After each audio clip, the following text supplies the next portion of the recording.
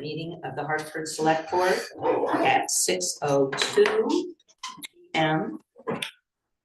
on December 4th, 2025.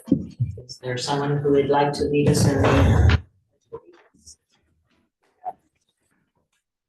allegiance to the flag of the United States of America and to the republic for which it stands, one nation, under God, indivisible, with liberty and justice for all. Thank you. Okay. Are there any changes to the order of agenda?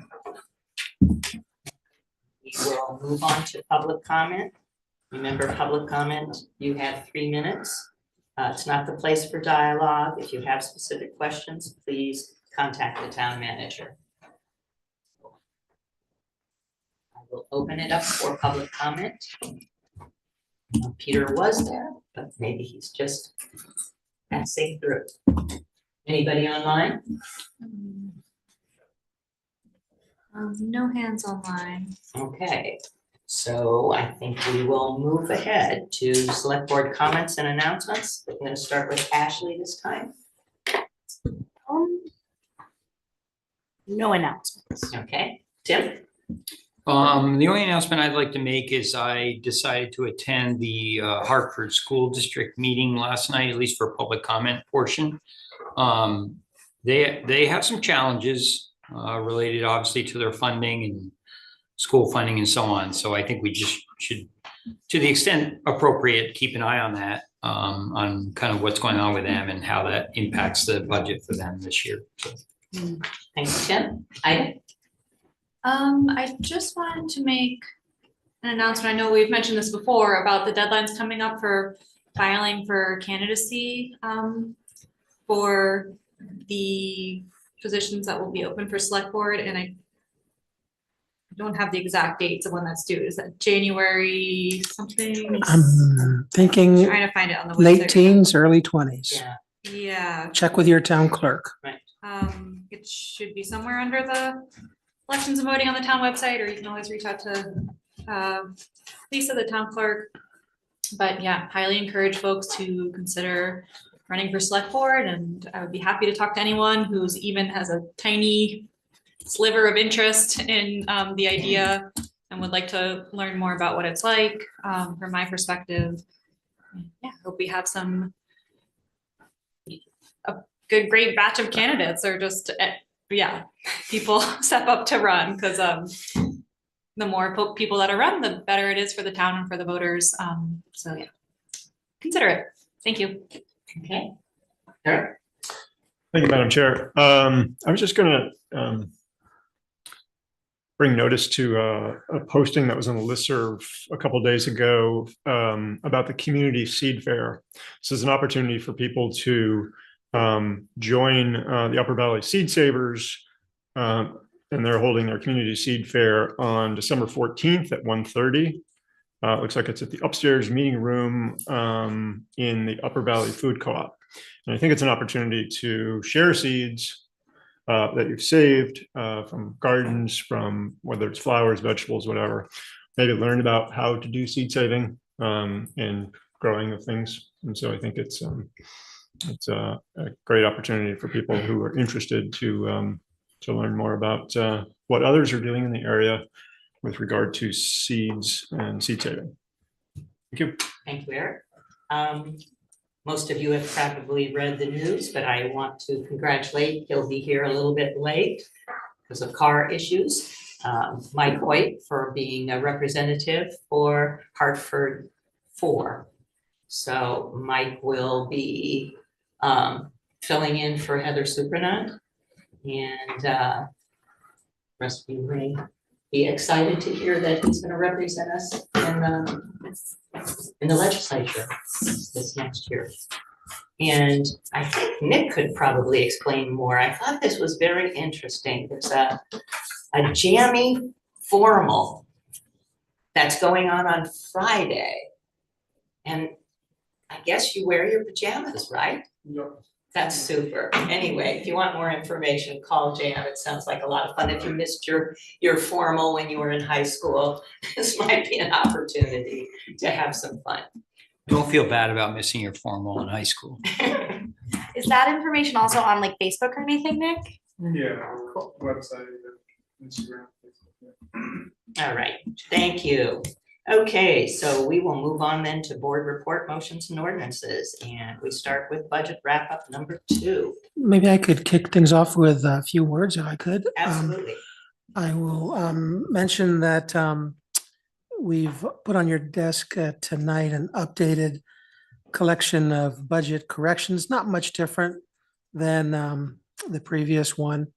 There's also an updated budget tax impact scenario number 1, and I've added a budget expense scenario number 1 because some people in the public are mindful of how the budget has changed or will change from one year to the next. And they often look to what's going to be the increase in the property tax burden. That's understandable. But some also like to focus on the difference on the expense side. How much more might the town be spending than the previous year? So both of those are laid out, and those are both analyses based on the original budgeted amount less the 140 or so that we've modified in these budget corrections. I again put on your table what I view as a list of decisions for the select board to make.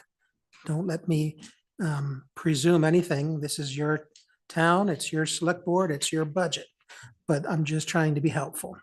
So with that said, I have suggested at the last meeting, and we're prepared tonight to have very brief, maybe I'm thinking 5 minutes per department head, discussions about additional requests for funding for items that are not in the budget because of select board guidance, but that you may want to consider sometime very soon as to whether or not you'd like to incorporate any of those ideas into the draft budget.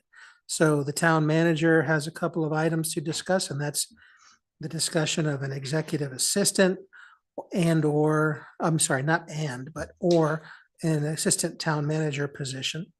Also, just a brief reminder about my facilities manager proposal. Hartford Police and Dispatch are ready to talk about some unbudgeted positions and or equipment and or reserves that they would like to see included in the budget. And I think Brian Gazda will, or Jeremy Delisle will be here from DPW to talk about highway positions and perhaps a wastewater position and perhaps a half of a solid waste position at the transfer station. My proposal, and this is just a proposal, is to go through those brief presentations and any questions that might follow, and then take a disciplined approach with my red pen with straw votes. Are there enough votes to include these into the budget, which I can accomplish by the time of a next meeting? So you'll have a more accurate sense of what a modified budget looks like. So with that said, I want to make a couple of comments. And that is that I think all of us recognize that this is the town budget and it's the select board's preferences which govern here. And you all have your oath to follow, to do the best you can for the people who elected you. So none of us are going to take any of your votes personally. And if there are anybody who's anxious about disappointing department heads with your votes, don't let that factor in.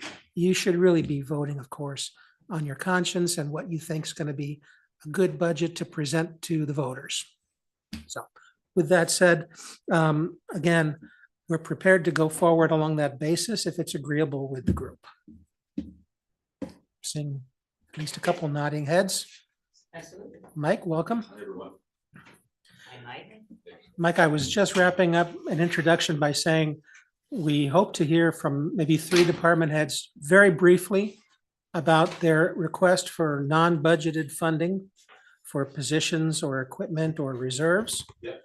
And my proposal would be that after that, those brief presentations, that we go through a lightning round of yeses or nos with maybe a straw poll being taken on each of these proposals. And if we do that in a disciplined way, we could either just vote or have a brief discussion before each vote. And then we can incorporate after tonight's meeting any changes to the draft budget as it now sits and have something more up to date with less decisions to be made at the next meeting. Derek? Thank you, Madam Chair. I think that all sounds fine, John. Thank you for that introduction.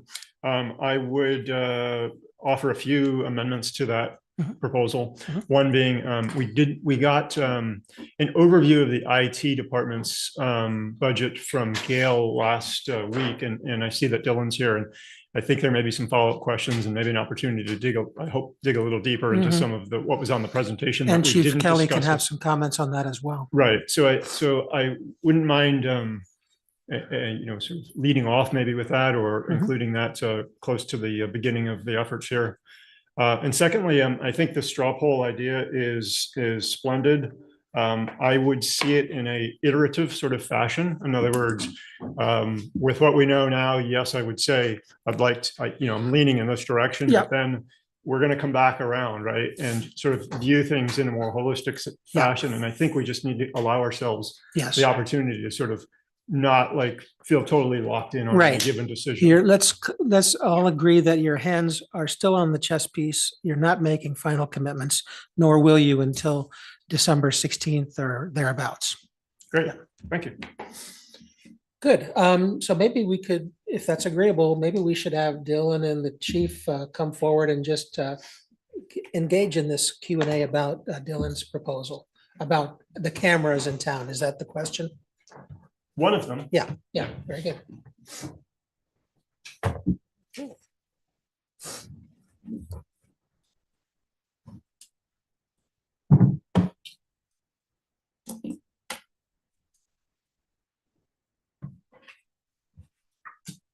Would you like to hear from Dylan first for his budget since he wasn't, okay. That's absolutely.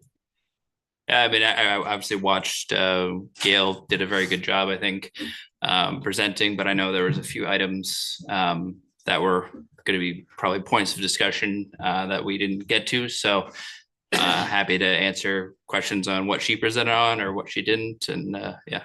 There was one slide in the presentation that Gail really couldn't speak to, and that had to do with the camera in town. And maybe you can give us an overview of that. Sure. I've been here 8 years. And so the inside sort of joke with staff is that sort of probably on my third day, it was sort of brought to my attention that there's been a strong desire in the public safety side about cameras, sort of the benefit that it could have and the examples in which not having them has been a detriment to public safety in general. And there's been obviously things that we had to get in place before I could entertain that idea. Our network had to be in a certain position. We needed to identify the vendor that could accomplish this with us. And we, at the time, had a camera system that was a different system for town hall, a different one for public safety, and sort of a, multi-system situation that dispatch had to have all these different things open and look at all these different screens. And so I've started internally the last few years. We identified during ARPA funds a vendor that could accomplish this with Motorola Solutions. We have all the town systems on one system now. It's a very robust setup that everyone has benefited from, and inside our building, outside our building. And I have, I know the chief can speak to it as well from her perspective, but I have just been in public safety and really witnessed multiple situations that a camera physically at one of the major intersections would have greatly helped dispatch. It would have greatly helped emergency response. That happened to be a carjacking at the co-op a month or two ago that we were trying to identify the vehicle from a outside town hall camera that just, distance wise was way too far. A few years ago, we had a bank robbery at Mascoma Bank that I was in dispatch for while it was happening. And as soon as the individual left the parking lot, there was no idea what direction they went in. And so I recognize, obviously, that's obviously a discussion to be a change for the town. But I do think we have the infrastructure and the personnel to be able to strike the right balance and give public safety kind of the benefit of what a camera could bring, but then also not bring anything negative to what the project would entail. How many cameras are you talking about? So I put in the budget just for one, just to start, and that would, my vision for it would be to obviously lean on the public safety data from any sort of crime, accidents, high traffic areas, identify a location that would be a good first step. I know there's this main street here that is the two examples I gave. I know the gorge is another topic of conversation, but then that would allow us to develop, the internal policy of like, how do we decide where a camera should go, who gets to view it, retention policies, things like that. Questions? Eric? Thank you, Madam Chair. Thank you, Dylan. So just for clarification, so there are cameras on town properties, but this would be the first foray into cameras outside of that within Hartford town, within the public spaces.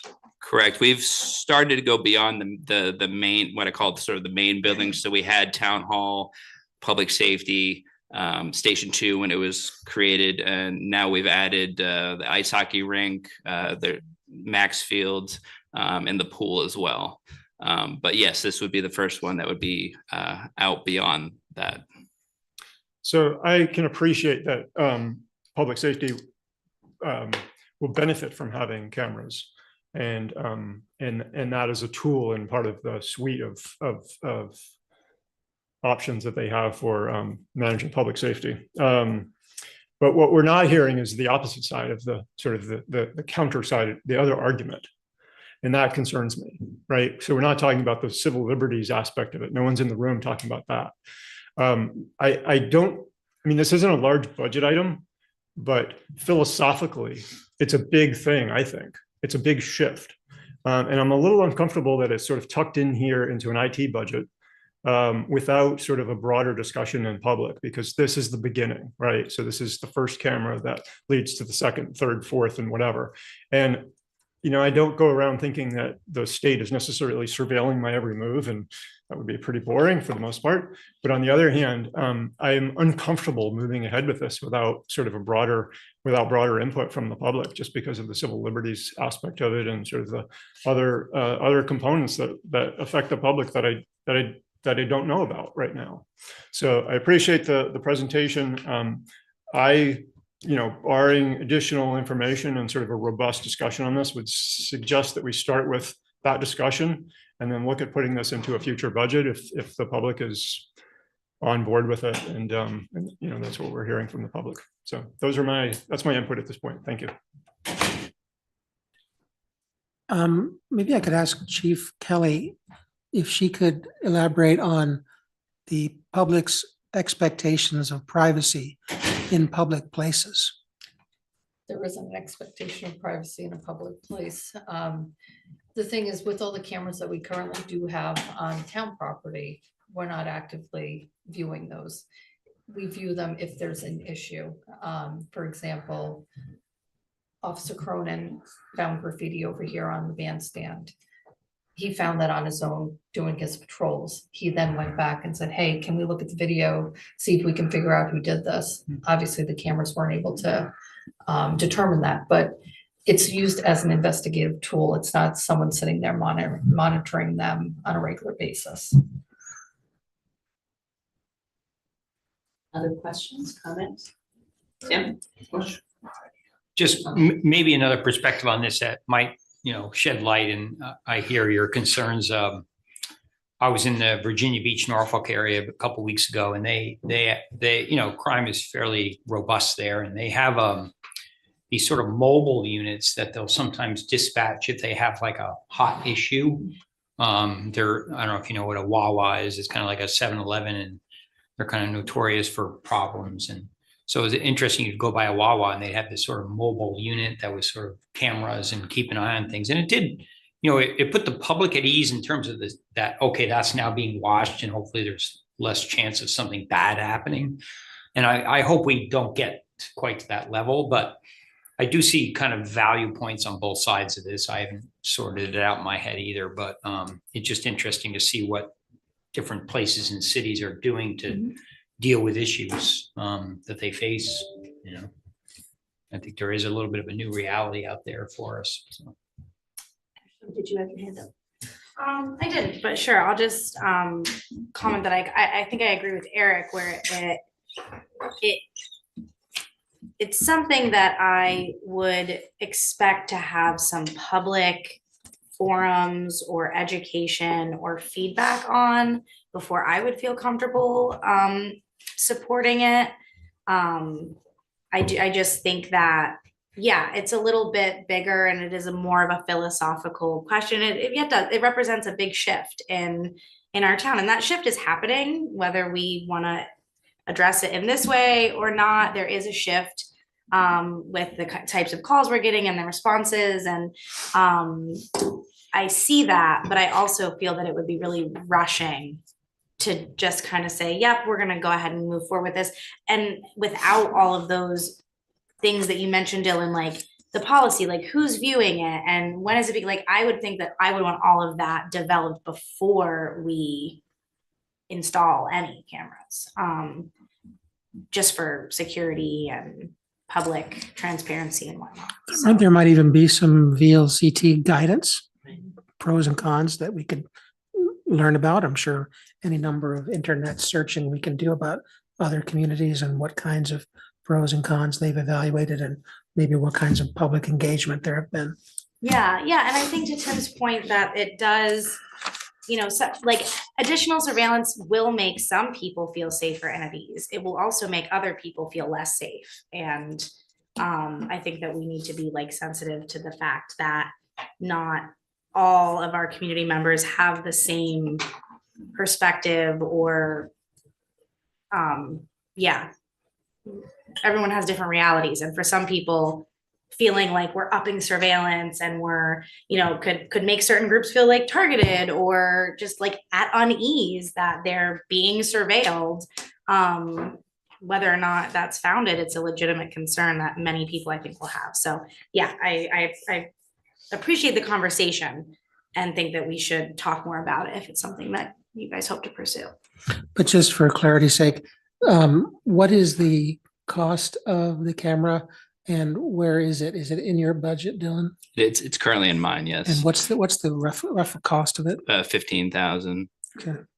So for example, if the board wanted to consider this maybe at a future time, the thing they'd want to do is pull 15,000 from the IT budget. Okay. And that's a question too, is if it's 15,000 for the implementation of a single camera, I'd like to know what the projection then for the next 3 to 5 years would be. Like, is a large chunk of the setup in that single cost, and then adding additional cameras is lesser expensive because you already have some amount of infrastructure. Like that would be helpful to know if we're gonna approve it. What does it look like if we want to add in future years? Economies of scale. Yep. Yeah. And I think there's someone online. Heidi. Yes. Heidi?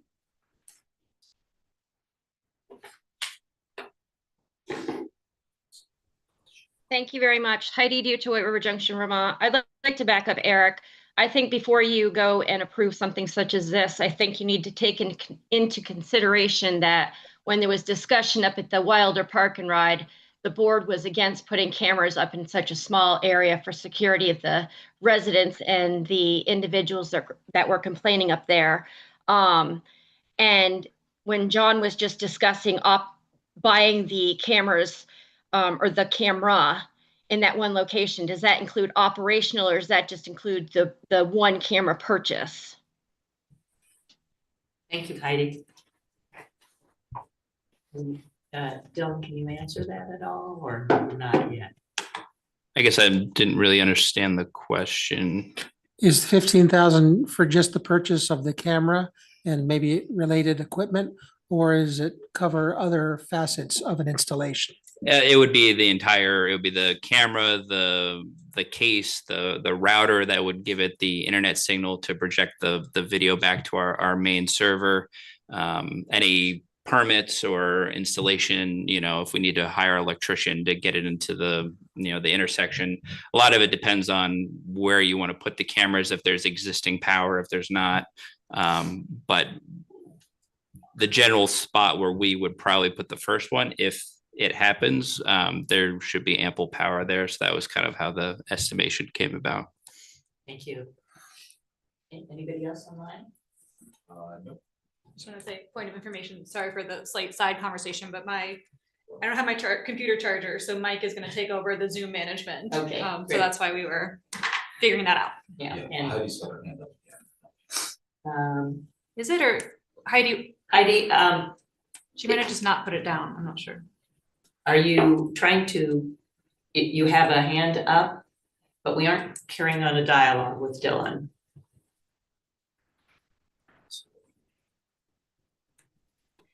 I just wanted to clarify, does that 15,000 actually is for operational? That's what Dylan said. It's the camera, the case, the router to the main server and any permits. License for the camera. Yeah. License. So that's to actually operate the camera itself. That's to be able to view it back on our server. So it would be like another camera feed we bring in. Thank you. Thank you. Anybody else online? Okay. I think Eric had more. Eric, you have another question? If we're wrapped up on the camera topic, I do want to move on to one other question for Dylan while he's here. Are we, where? I think we are. We're good on the camera? Okay. So the other line of question I had for you, Dylan, was on, you've got a line item for website, audio social media archiving. I guess a couple questions. One is, did you trial the audio on the town website? Because the town website seems to me, it's a little clunky to say the least. So I was wondering how well it works on there. And secondly, around the social media archiving, maybe you could explain and elaborate on that, what's involved. And I think we do social media on Facebook, X, Instagram, and LinkedIn, if memory serves. And would the cost for archiving sort of be equal for all of those? And if not, how much for each of the different platforms? And the reason I'm asking about that is because I wonder about using some of those platforms or all of them. It's not all questions for you. Like there's a communication specialist aspect to some of these questions about like which platforms we're using and why. Mm-hmm. But I kind of want to understand while you're in the room about the archiving costs going forward. So I believe it's a few thousand. I forget the exact package we have, but instead of the archiving is per post, and they don't really delineate between whether the posts are on Facebook or Instagram. It's just total with all of your accounts. And so the archiving as well as the audio are both what I sort of say that they're sort of set and forget it. Once they're set up, they actively archive. Once audio is set up, it actively corrects issues. There was another product similar to audio but it was going to require significant staff involvement, and it didn't have the sort of auto remediation factor. And given the the responsibilities that JD has, we thought that was the best sort of. He checks into it every once in a while, looks at the settings, and talks to Civic Plus if there's any issues. But from my understanding, I haven't spoken to him in a minute about it, but my understanding that has worked well. And the social media archiving was put in because we realized especially with interactions with public safety that, we have no control over Facebook or Instagram, whether they, the folks delete the comments they post. And so this is sort of a compliance thing where we have copies should we ever need it. Otherwise, they just kind of collect in the background going forward. So when you say the cost is per post, so the town posts something, and then let's say 100 residents post various responses, are all of those responses included in the as separate posts? Or is it just the town level post, the initial post on a particular topic? I believe it's how many times we post. It doesn't necessarily matter the amount of interactions underneath that, if that makes sense. All right. Yeah, I think separately, I would like to sort of have discussions with the communication specialists around why we're using some of these platforms, which ones are used for what purposes. Not an IT topic necessarily, but I have concerns about supporting platforms like X and continuing to basically use that service, which means we're being used because we're getting it for free when it's being run by a narcissistic sociopath. And with the, it's not much different. My opinions on Facebook are not much different. I think LinkedIn makes sense, but why do we need all these platforms? Who are we targeting, and what is the value add? And could we alternatively look at a pro-social, pro-democracy type platform, as opposed one that actually upregulates and amplifies good things, as opposed to one that upregulates the sort of the nastiness and the sparring and whatever. I guess my short little pushback on that would be, yeah, it would be great if people were on good virtuous platforms, but if we're communicating, we sort of need to go where the people are, I would think. And if they're engaging with a narcissistic billionaire sociopath, so be it, would be my reaction. But let's hear from JD. I'd be happy to pass this along to him for his commentary.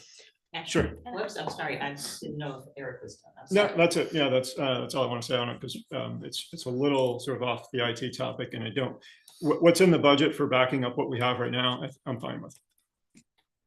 Yeah, I think it's a good point. And it would be interesting too, if JD can speak to this at all. If he must be able to see on the insights side of things, how much interaction we're getting with the public on a site like X, for example, formerly Twitter, versus Facebook. Like Facebook, I could view as like a necessary evil because there's so many people there that access information there. And I think that it's been a huge benefit to have the town interacting on that platform, especially for like events and, getting the word out about things that are happening. But I'd be just surprised. I'm not on Twitter. I would be really surprised if there's that much engagement happening there. So I think also just adding on, like, are we analyzing the amount of engagement we're getting on these different platforms? And do we feel like it makes sense for multiple reasons, backed by data, to cut some of them loose, particularly X? Sounds good. Okay. Okay. All right. Maybe we can excuse Dylan. And I'm happy to cede the floor in terms of these short, non-budgeted remarks to people who can go home. So I'm happy to get to the chief and or Brian Gazda or Jeremy if they're available. So why don't you take it away, Chief? So to start, my staffing needs for the PD. So I'm going to start with the police department, corporate dispatch. 2 officers, they're going to cost $186,803. That includes benefits. When I was last here with the budget presentation, we had 7,361 calls. We have boosted almost 1,000 calls since I was last here. We're at 8,253 calls. Currently, we have 23 sworn. 2 of those are vacant. So 21 officers. That includes patrol, admin, and detectives. Quick rundown on how many shifts we'd have that have only been run with 2 officers. So in October, we run 12-hour shifts. So there'd be 62 shifts. Of those 62 shifts, 35 were run with 2 officers. November, 60 shifts, 32 of those 60 shifts were 2 officers working. December, the projection, 62 shifts. Currently, if nobody takes any more time off, sick time in that, we'll have 36 shifts with just 2 officers. We have not increased our staffing levels in the town of Hartford since, I believe it was 2019. However, we've increased our town development. We've added 34 Prospect Street, 747 Hartford Ave, 102 Ballardvale Drive. We have the new housing development that's going in on Sykes Ave in the area of Hickory Ridge. We have the low barrier shelter coming in, and there's also discussions on future development in the town. Yet we're still running shifts with 2 officers. We just had the after action report done on the Verna Court homicide. One of the things that was brought forward in that was our staffing level. We were running that incident with 2 officers. When that was unfolding, there were just 2 officers on scene. So you had 1 officer that was holding the scene and 1 officer who was trying to render aid. That's completely ineffective. What I would do with these 2 officers, 1 would go to patrol. So we would then have 3 shifts that actually have 4 officers. We would also put 1 of those officers into outreach, which would also allow us to do more proactive community outreach. We'd be able to do RAD, which we have 2 officers trained in. We just don't have the time to be able to present and do this training for the community. What is RAD? RAD is rape awareness, rape aggression defense, and it's a free self-defense course for women. We would be able to do more craze training. Tim, we did that for your employment agency, where we go out and we instruct people in the community on how to protect themselves during active events. And also just doing simple community outreach, doing more stuff with the Special Olympics. You know, we're pulling a team together to do the penguin plunge. We would like to be able to do more stuff like that. Again, we just don't have the staffing. So staffing needs done. Gonna move on to, I'm trying to keep it to the 5 minutes, so I'm blazing through, sorry. For our equipment needs, our ballistic shields, they're expired. So that's a liability to the town for us to be using equipment that is substandard and expired. That costs $14,000. Our expandable batons, that is an area where we could cut my request. I've requested 4,700. We could reduce that to 2,000 and just replace our batons that are over 10 years old. Soft ballistic shields, we can forego that. That's another 2,000 that we can cut. Key management system, we need to have something to manage our keys within the department. We also have keys to buildings that are not town buildings, so we should have those secured. Reserves. Our current reserve schedule, which, and again, none of this is in the budget. Our cruiser, we must continue that schedule for 1 more year of 30,000. So that way we'd be able to purchase our next vehicle. Our command trailer is scheduled to do the next 3 years at 20,000. Our portable radios, the 10,500. I have 4 in the budget currently because they're expired. We cannot do any more updates. The software is not supported. That's going to eventually happen with all of our portables. So if we start planning now annually buying 4 new radios, cycling out the older ones, it's going to be a lot easier. Sorry, it was just, it'd be a lot easier for us to spend 10,500 a year rather than 40,000 a year.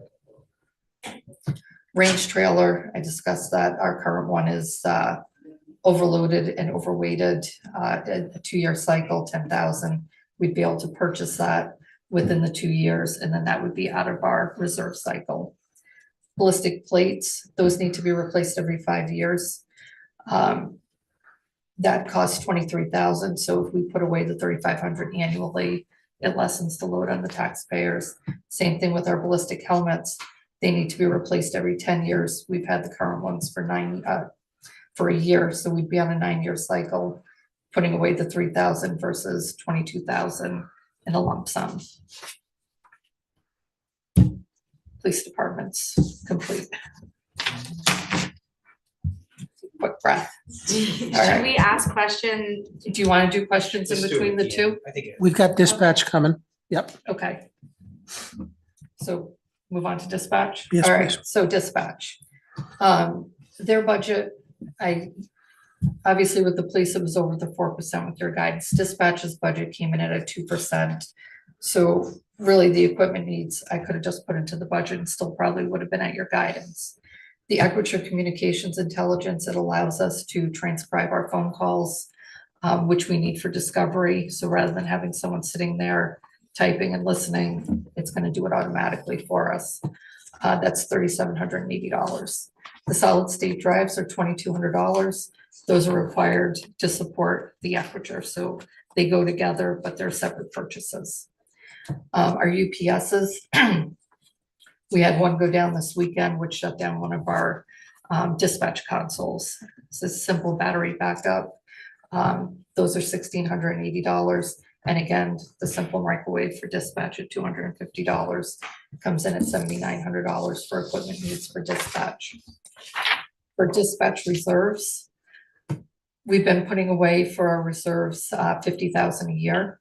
We are on our last year, so to complete that purchase cycle, we need to put in one more year of $50,000. That would be this For the cycle. dispatch console? Yes, Yeah. for console 4. And then to update our computers and our monitor replacement, if we did that on a 2-year cycle, that'd be $9,675 for a total reserve annual cost for dispatch of $59,000. Can I ask you, go ahead, I'm sorry. However, that $50,000 will just be for this one budget cycle. And then after that, it would be $9,675 for their reserves. Quick question, just to further the discussion. The console has a public safety value because it's more people evaluating incoming calls, and it's also a potential revenue source. It is. Can you because- explain both those? So until we get our 4th console, we have, I don't want to say the town, but we have a town that's waiting for us to get a 4th console so that they can come on and we can take over their dispatching services. There are more towns that want to come to us, but I don't want to lessen our service and our quality of service. So until we're up to full staff, we have 3 in background for dispatch, which are our 3 vacancies that we currently have out there. Once those are filled and trained, and we have that 4th console, then I'm willing to take on more towns as a revenue source, but we're not gonna skirt our quality and service to take on more money. And then the last one is the $60,000 that I suggested to have that go to the local option tax for the staffing and space needs analysis for the police department, hopefully to assess our building and find a new location for us to have a building that actually fits our agency. Done. Well done, and right to the point and concise. I think I was under 10 minutes for both departments, just putting that out there. Thank you. Sure. Questions? Eric? Thank you, Madam Chair. I couldn't write as fast as you speak. No. And I lost, I got most of the equipment, but not all of it. Okay. And I think that's where there's maybe a little bit more latitude, like the dispatch requests seem a little bit more black and white to me. With the police equipment, you seem to have some flexibility in some areas. And Yes. so what I think would be helpful, at least for me and maybe for the rest of the board, would be if we had that list of equipment and for each item, high, medium, or low in terms of your need. And so Certainly. the shields are expired, high need, you got to have them. And then we don't have to really debate that because we trust your judgment on it. Whereas, the batons, you give us a little latitude there, or you're going to adjust the numbers or whatever, but some granularity there so that we basically defer to your good judgment on the things that you say you need. And then we can debate some of the other things if we feel necessary, right? That would help. I can send that through to John for you. Fantastic. Thank you. Perfect. Great, thank you. Anybody else? Any questions? Ashley? Yeah, I was curious about, and I apologize if this is a dumb question, but how many times, for example, in the last calendar year, we've used a baton or a ballistic shield? So every single warrant we go on, we use a ballistic shield. Every single what? Warrant, Okay, so if you're gonna search a property, yes. you approach with a ballistic Yes, shield. and we train with it. You have to, if you're going to have a piece of equipment and have a skill, you have to train in it. If you just give someone a piece of equipment and they use it improperly, then you're opening yourself up to liability. So it's not just the the warrants. If you go to a call where you arrive on scene and they're like, I've got a gun, you're gonna go get your shield.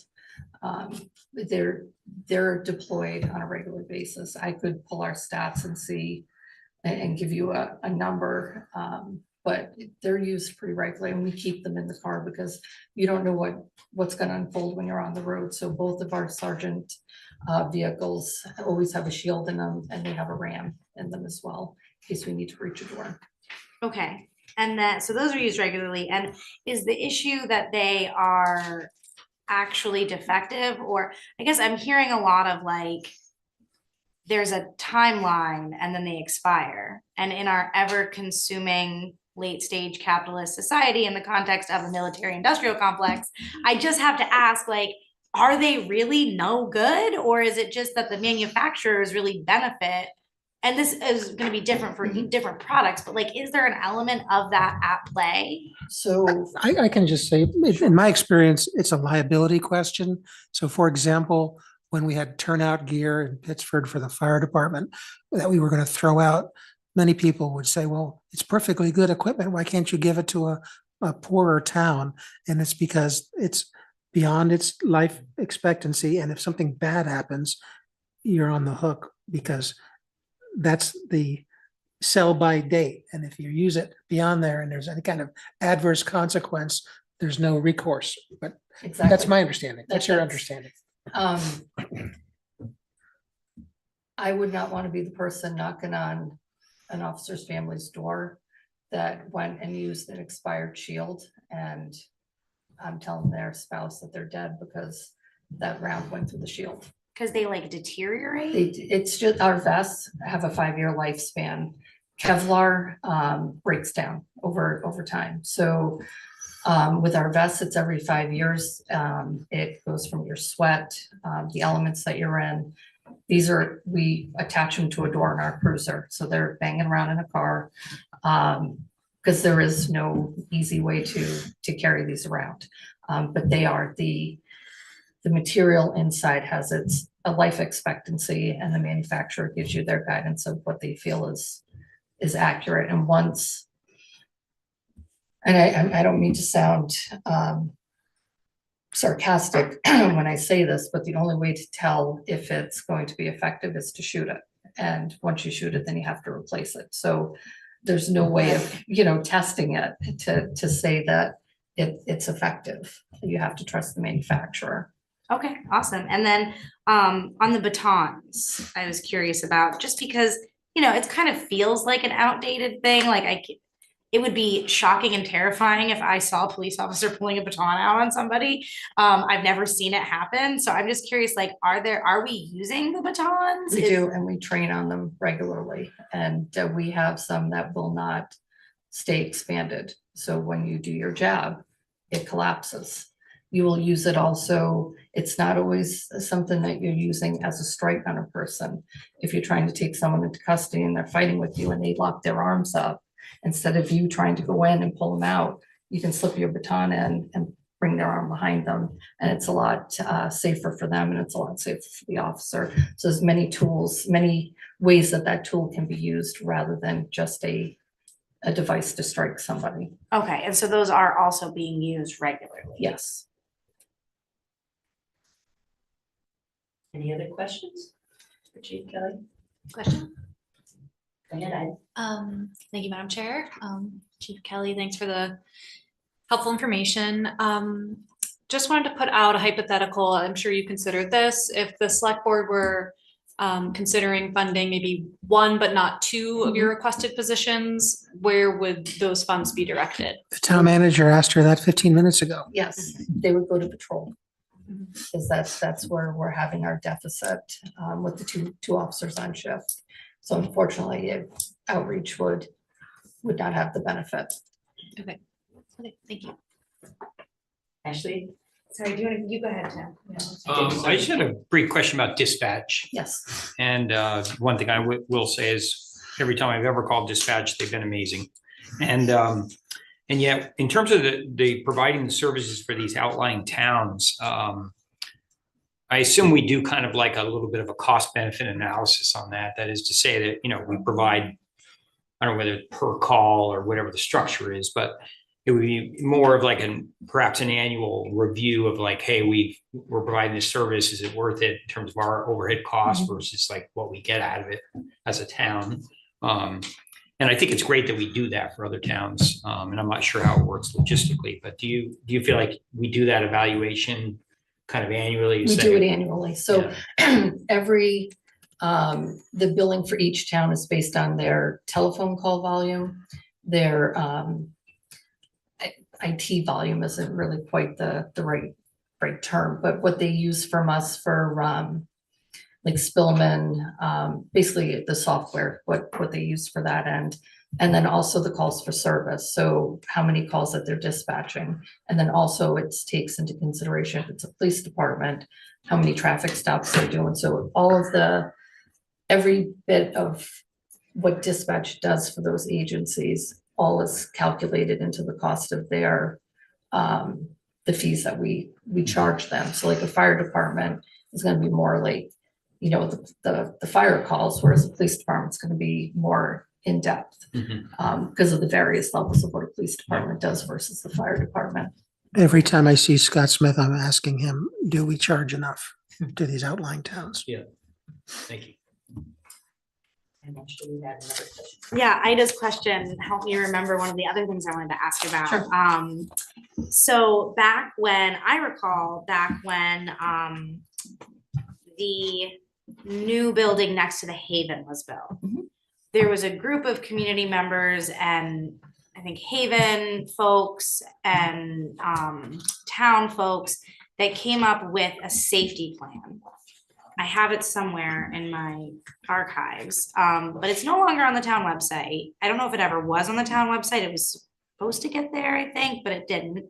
And so anyways, I guess my question is, because you had mentioned about the increase in development and housing units, and especially like units that are housing vulnerable populations.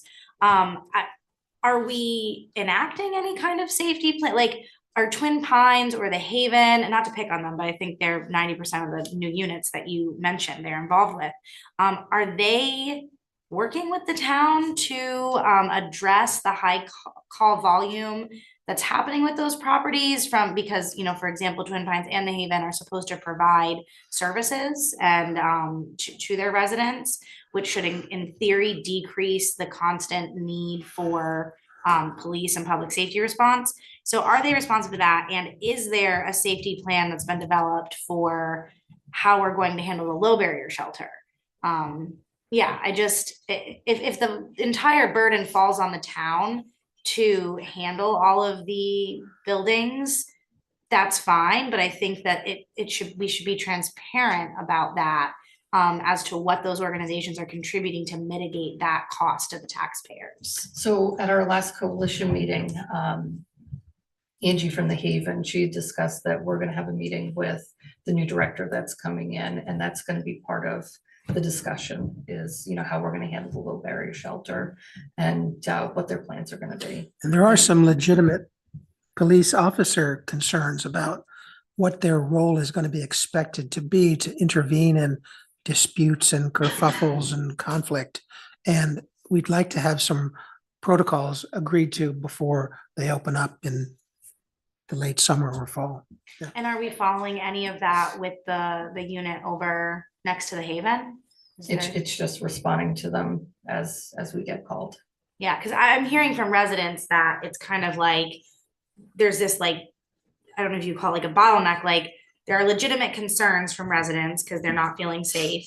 And then the property manager is saying, call the police. And the police are responding and saying, call your property manager. Like, I'm not going to arrest somebody. Excuse me, I don't mean to interrupt, but this is a budget and we do have to keep it really within the budget. Otherwise, we'll be asked to come back over and over. Sure, this is in the context of whether or not I would vote to support additional patrol officers to cover these specific properties that Chief Kelly mentioned as the part of the need for the new positions. So Okay. I'm asking in the Okay. context of, are But we tapping we're starting other? to talk about the Haven, we're starting to talk about Twin Pines. And we have to really do, I mean, I think that Chief Kelly has answered some of this already. Okay, I wanted to hear her answer just now. Can she respond? Sure. So, well, first, when I picked these dresses, it was more not pointing to Twin Pines or the Haven. It's just, these are dresses that are new and they're large. They're large, yeah. So they increase call volume and response, and not only just call response, but it's increasing our population, and we're not increasing our police department to match what we have here in town. And we're just consistently running our shifts. As I did the quick rundown of, I mean, more than 50% of our shifts in the last 3 months are two-person shifts. Thank you. Eric? One more brief question, if I may. Thank you, Madam Chair. With respect to the facilities study, $60,000 request to do that study, if the board approved that, which I don't know what the appetite is for it, but presumably there would be several years between approval and when a facility was constructed or what have you. I was wondering if in this budget or in a future budget, whether you're thinking about any necessary modifications to the existing facility to sort of get you through those interim years.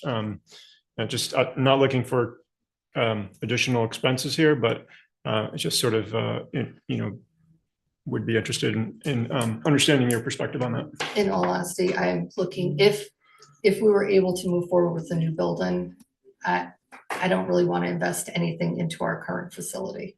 So it's more getting by as best we can, making do with what we have.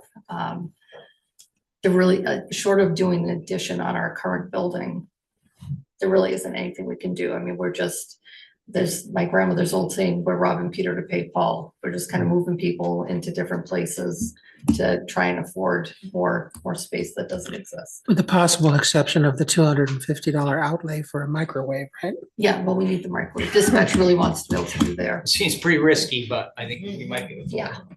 Okay, thank you. Can I append to that just briefly, though? One of the challenges here I see is, as we know, we have some vacant positions now. We're kind of interested in doing this facilities position, which I think is valid.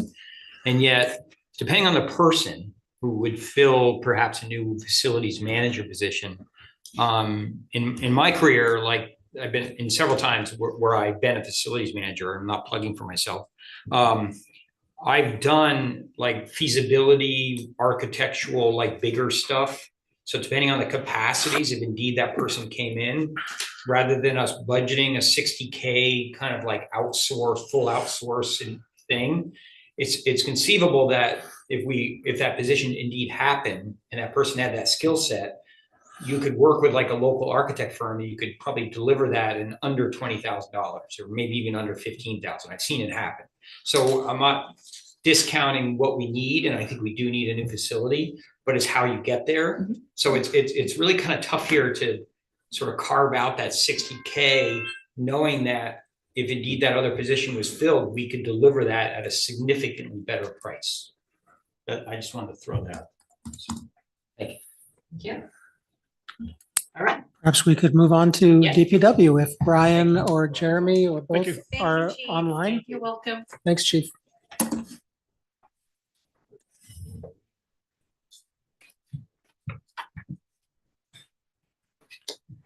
It's a promotion. I think it is a promotion. Good evening. Hello, Brian. So do you want me to start with do all three of the requests, or do you want to do them one at a time and question? Yes, that's been our precedent so far with the police. She just covered everything and then we had Q&A. So why don't you do it that way, Brian? Thanks. Sure.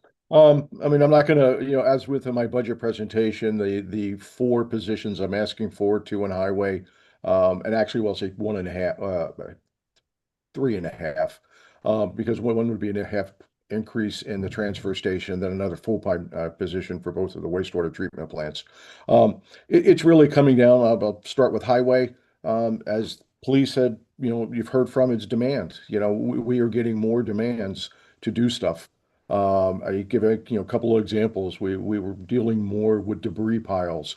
We had an incident today where a disabled individual needed to get, on a sidewalk underneath one of the bridges. It's just about really having the staff to be able to do what the residents are looking for.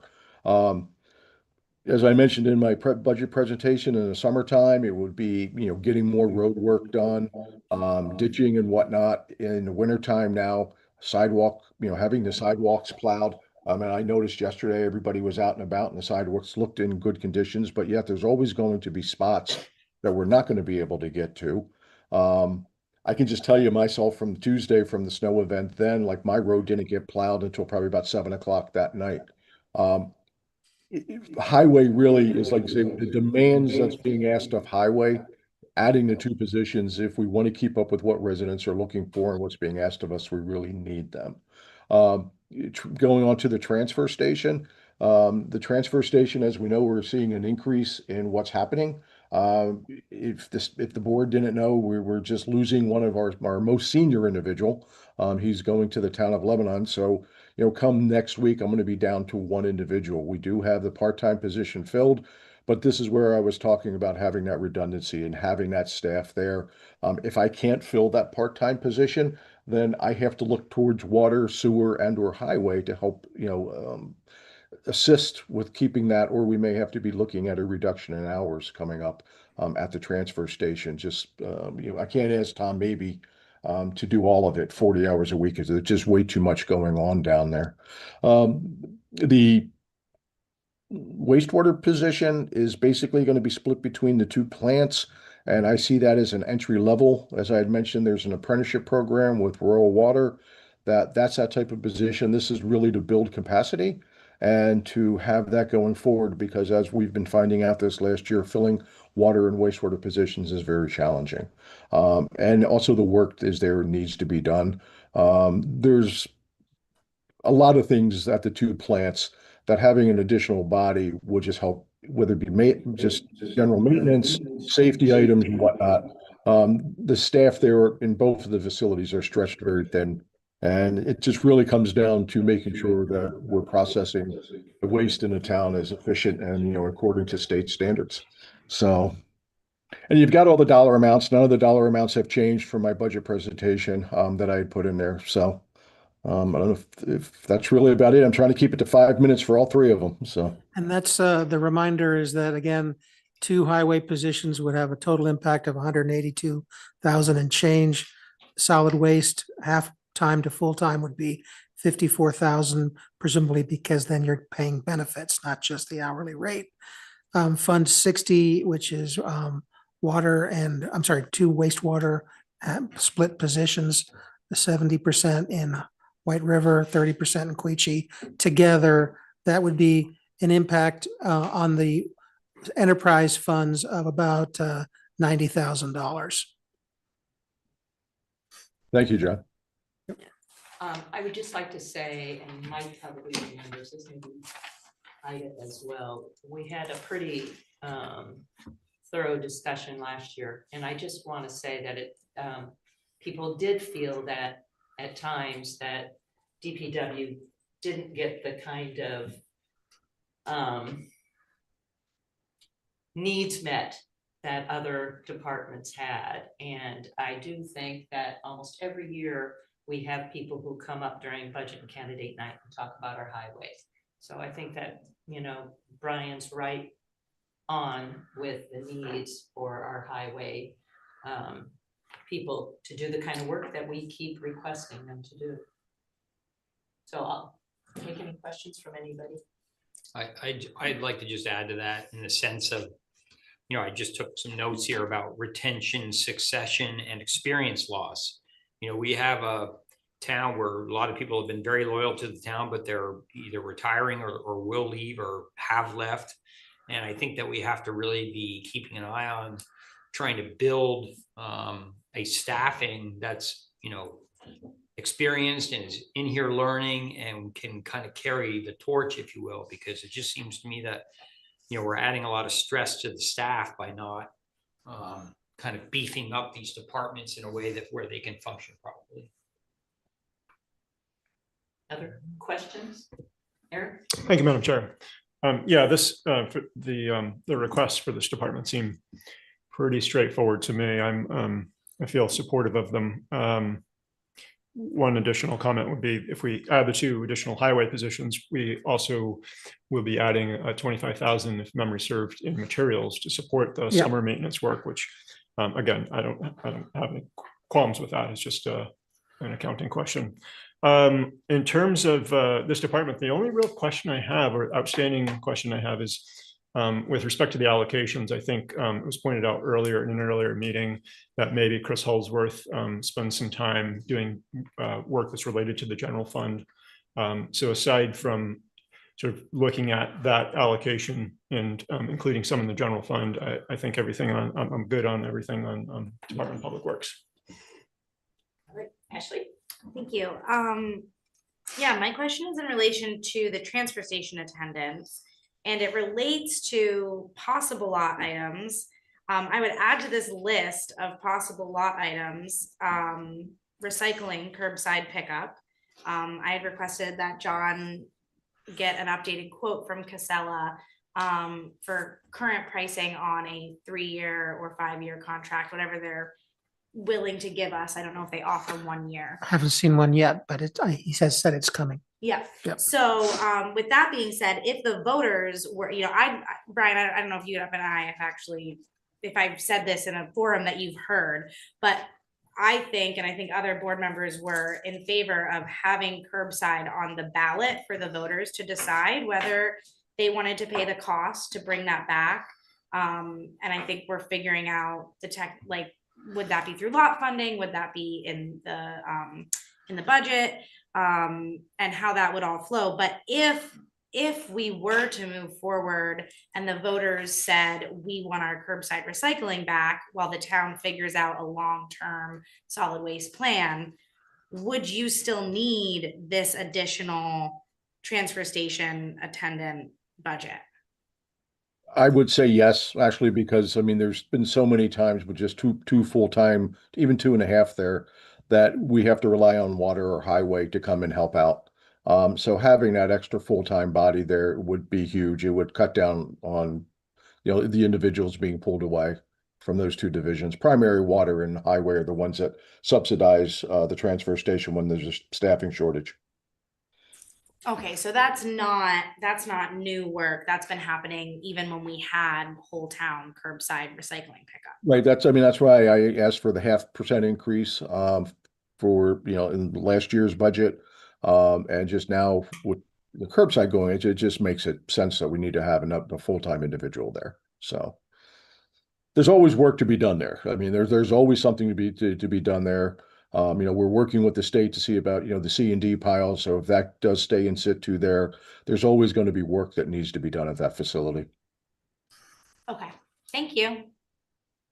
Any other questions? Okay. Thank you, Brian. Thanks very much, Brian. Thank you. Thanks. Thank you. Okay. I don't know if I can do as well, but I'll try to do as well as the chief and Brian did in terms of being quick and on point. I've got a couple of topics to discuss. First is a facilities manager position. I advocated for this last year, and this year I'm doing so again. But you've already seen the memo. You've already heard my pitch. My highlights are simply that there's no single dedicated staff person with a background in facility management to comprehensively assist town departments with managing these technically complicated facilities. Each facility has different operating systems, unique maintenance schedules and protocols, service contracts, and security. There is a need, in my mind, for a position to develop and oversee facility upkeep and improvement plans to assure all town facility assets are cared for and maintained appropriately for long-term service to the community. In my way of thinking, an investment in this position might reap dividends in terms of tackling problems before they become bigger and more expensive to address. A facilities manager position could establish efficient work processes, strategize system operations, integrate ever-changing technology to ensure that our buildings are safe, efficient, and maintained to the highest standards. A facilities manager would also support the various departments by developing maintenance plans related to mechanical systems and be responsible for ensuring that the town facilities meet ADA requirements as well as legal and regulatory health and safety standards. At present, of course, each department generally fends for themselves, but also reaching out to kindly folks like Scott Hausler and Dana Clausen, who go beyond their job descriptions to pitch in and help troubleshoot and put out fires. Again, I'm looking at something more proactive, more routinized, and again, forward thinking. The school district, in my mind, is a model in this regard. Lord knows Jonathan Garthwaite has his hands full with PCBs and whatnot. But even putting all those issues aside, having somebody whose job it is to maintain those facilities, I think it shows us the way on how we could do things on the town side of things. That person could also, as I think Tim has mentioned, maybe it was Eric, perhaps get involved in the development of plans for new facilities before they're sent out to architects and whatnot, if that person had the right skill and background set. So that's another means by which we might save funds, and that could come into play for something like the future recreation center. That person could help with evaluation and decision making along with Scott and others on that project. We could be sure to implement best practices in construction and HVAC installation and maintenance across departments and maintain consistent record keeping practices. Ultimately, the research that HR has done suggests that an appropriate salary range for this type of position would be somewhere in the $75,000 to $90,000 range. And so that's why I am advocating for the creation of a facilities manager position. John, I mean, all these things kind of run together for me sometimes, but would a facilities manager, because they're doing the whole town, would they also do like what we've done for your position, where all these other funds would also contribute? Oh, I think so. I think so. That would only make sense because as we've learned with other positions through the analysis of our current allocations, there are best guesstimates, I suppose, as to who spends which time for which departments. Me, for example, I'm 70% in the general fund and scattered among the other enterprise funds. Who knows, absent timesheets, how accurate these allocations are, but I think they're best estimates at present. So yes, that could soften the impact on the general fund budget for sure. The other topic, if you want me to jump in like the others did, is this whole issue of an executive assistant.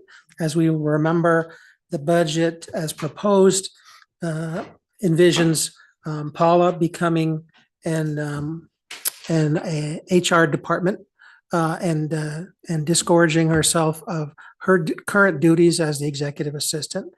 Then the question is, to kind of fill the void, one might look to either a part-time executive assistant. I guess on paper, that would be a logical approach to take, because then you're not adding an extra half position that wasn't there before.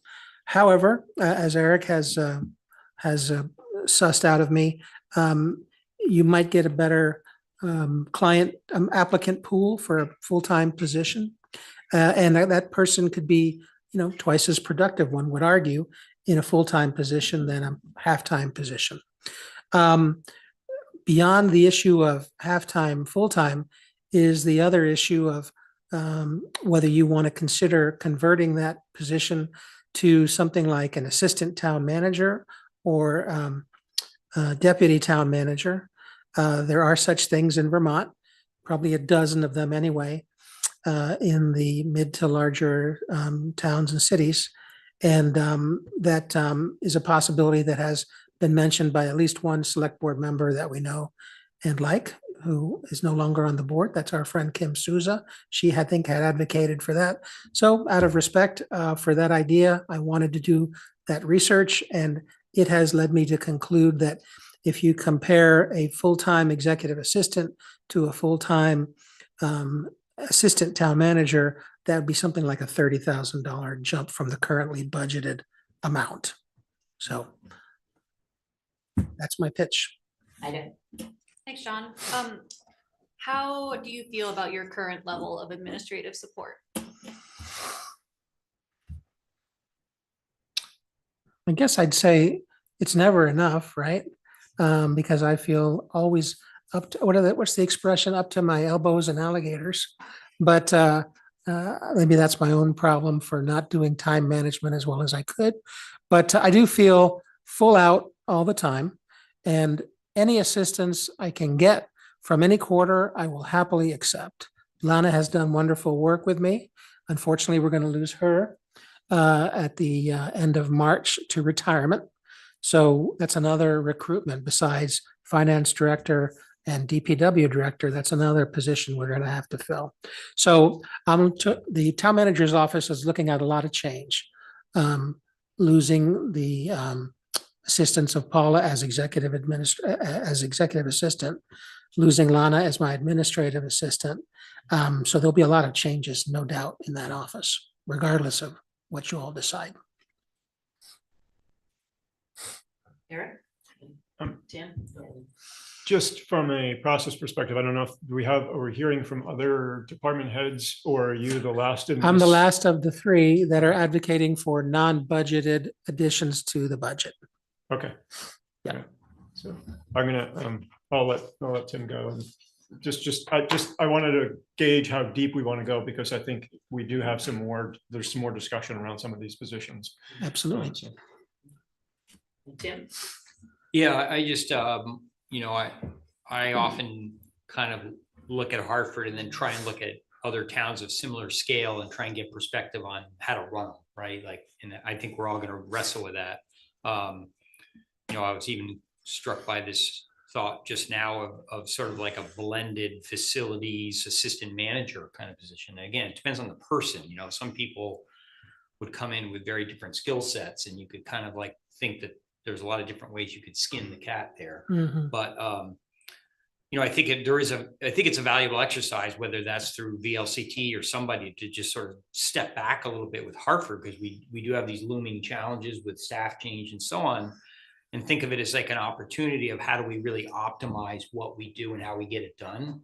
And I want to support you, and I want it to run well, but I also, obviously, we're feeling the pressure of what it costs to deliver that, Mhm. right? Mhm. And so I don't have the answer, but I'm just kind of trying to think a little bit out of the box of like how we could sort of shift who does what, and how we,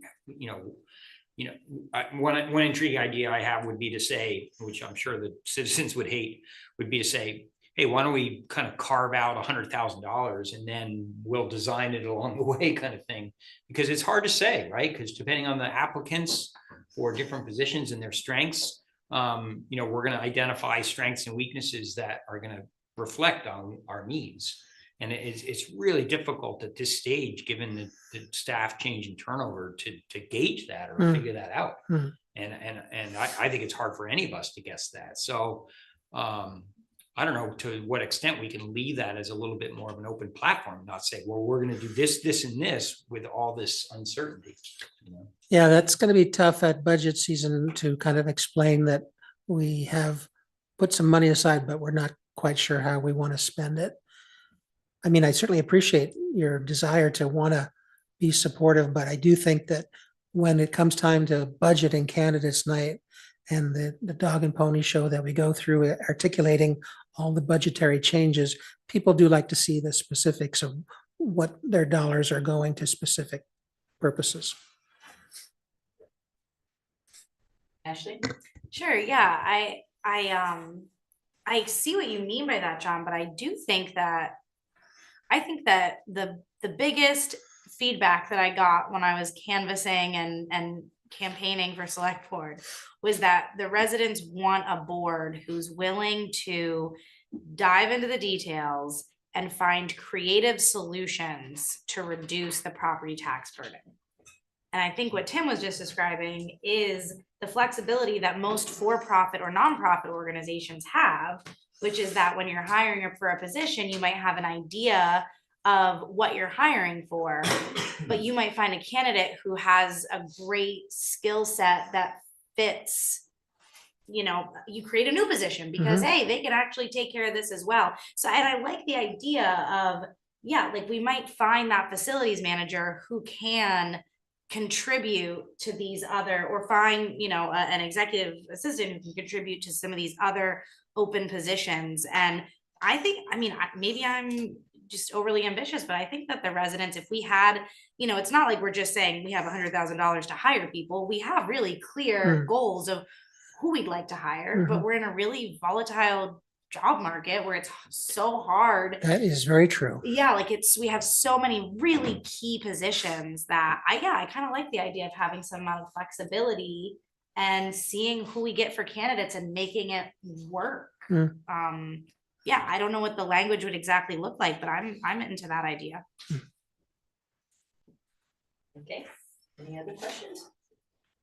Well, yeah, I just want to throw what I said before about this concept of resilience, because I really am seeing now in Hartford, and you see it all around New England, to be honest with you, where people who have been in positions for 25, 30 years, they're seasoned professionals, they have, and they're done, they're retiring or leaving.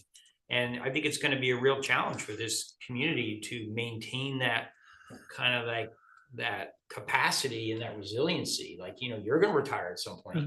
And so I think we need to be thinking like, all right, well, instead of someone just jumping in fresh, you know, maybe they've been here for 5 years until you retire or whatever. And then that transition is smoother for Hartford. I will say one of the things I'm seeing on these resumes is a lot of people who do shorter stints than when you and I were, you know, starting out. So rather than the gold watch and the 30 years or 40 years at IBM, people might take 3 or 4 years and move on and not view that as anything other than bettering themselves and looking out for their best interests. It's harder for us to retain, I think, because people do move on for a variety of reasons. Okay. All right. Shall we entertain the process that we outlined earlier and maybe at least take some straw votes? Not binding forever, but to guide us for our next meeting, we'll be able to make some adjustments tentatively, right? So with that said, I've got my list somewhere here. Well, that's what I'm hoping. I make the best of mine.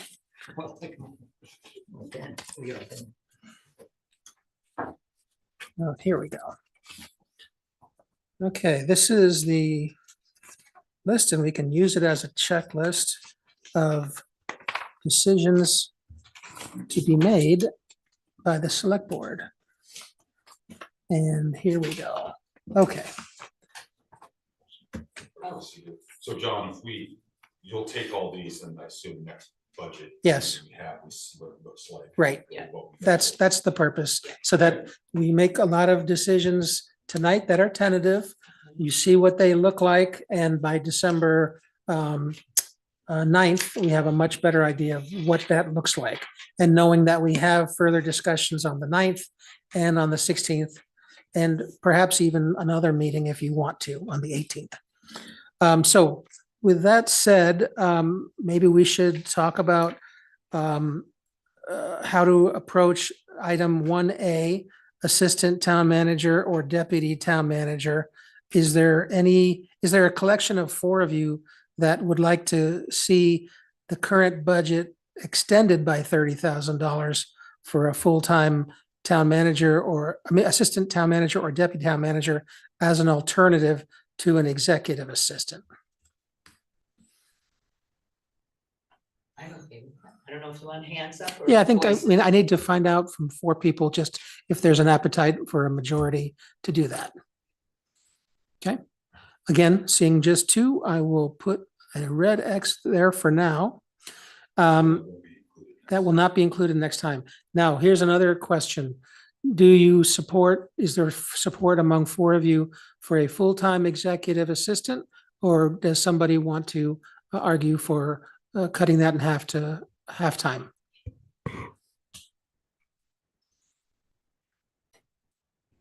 asking a question or? Yeah, just being questions are fine thoughtful? because it's not just an up or down. Um, I it feels like we haven't necessarily fleshed out that topic. It feels a little difficult to sort of vote on that when we haven't sort of kicked the tires in a few different ways. Okay. And for example, what I'm saying is I think I heard a suggestion in the past about a part-time, basically you have a position that is part-time executive assistant, part-time HR. What would happen if a part-time HR was added to add some level of redundancy? That was one of the arguments, was some level of redundancy, both in terms of leave and vacation, whatever, but also to add a more robust skill set, perhaps.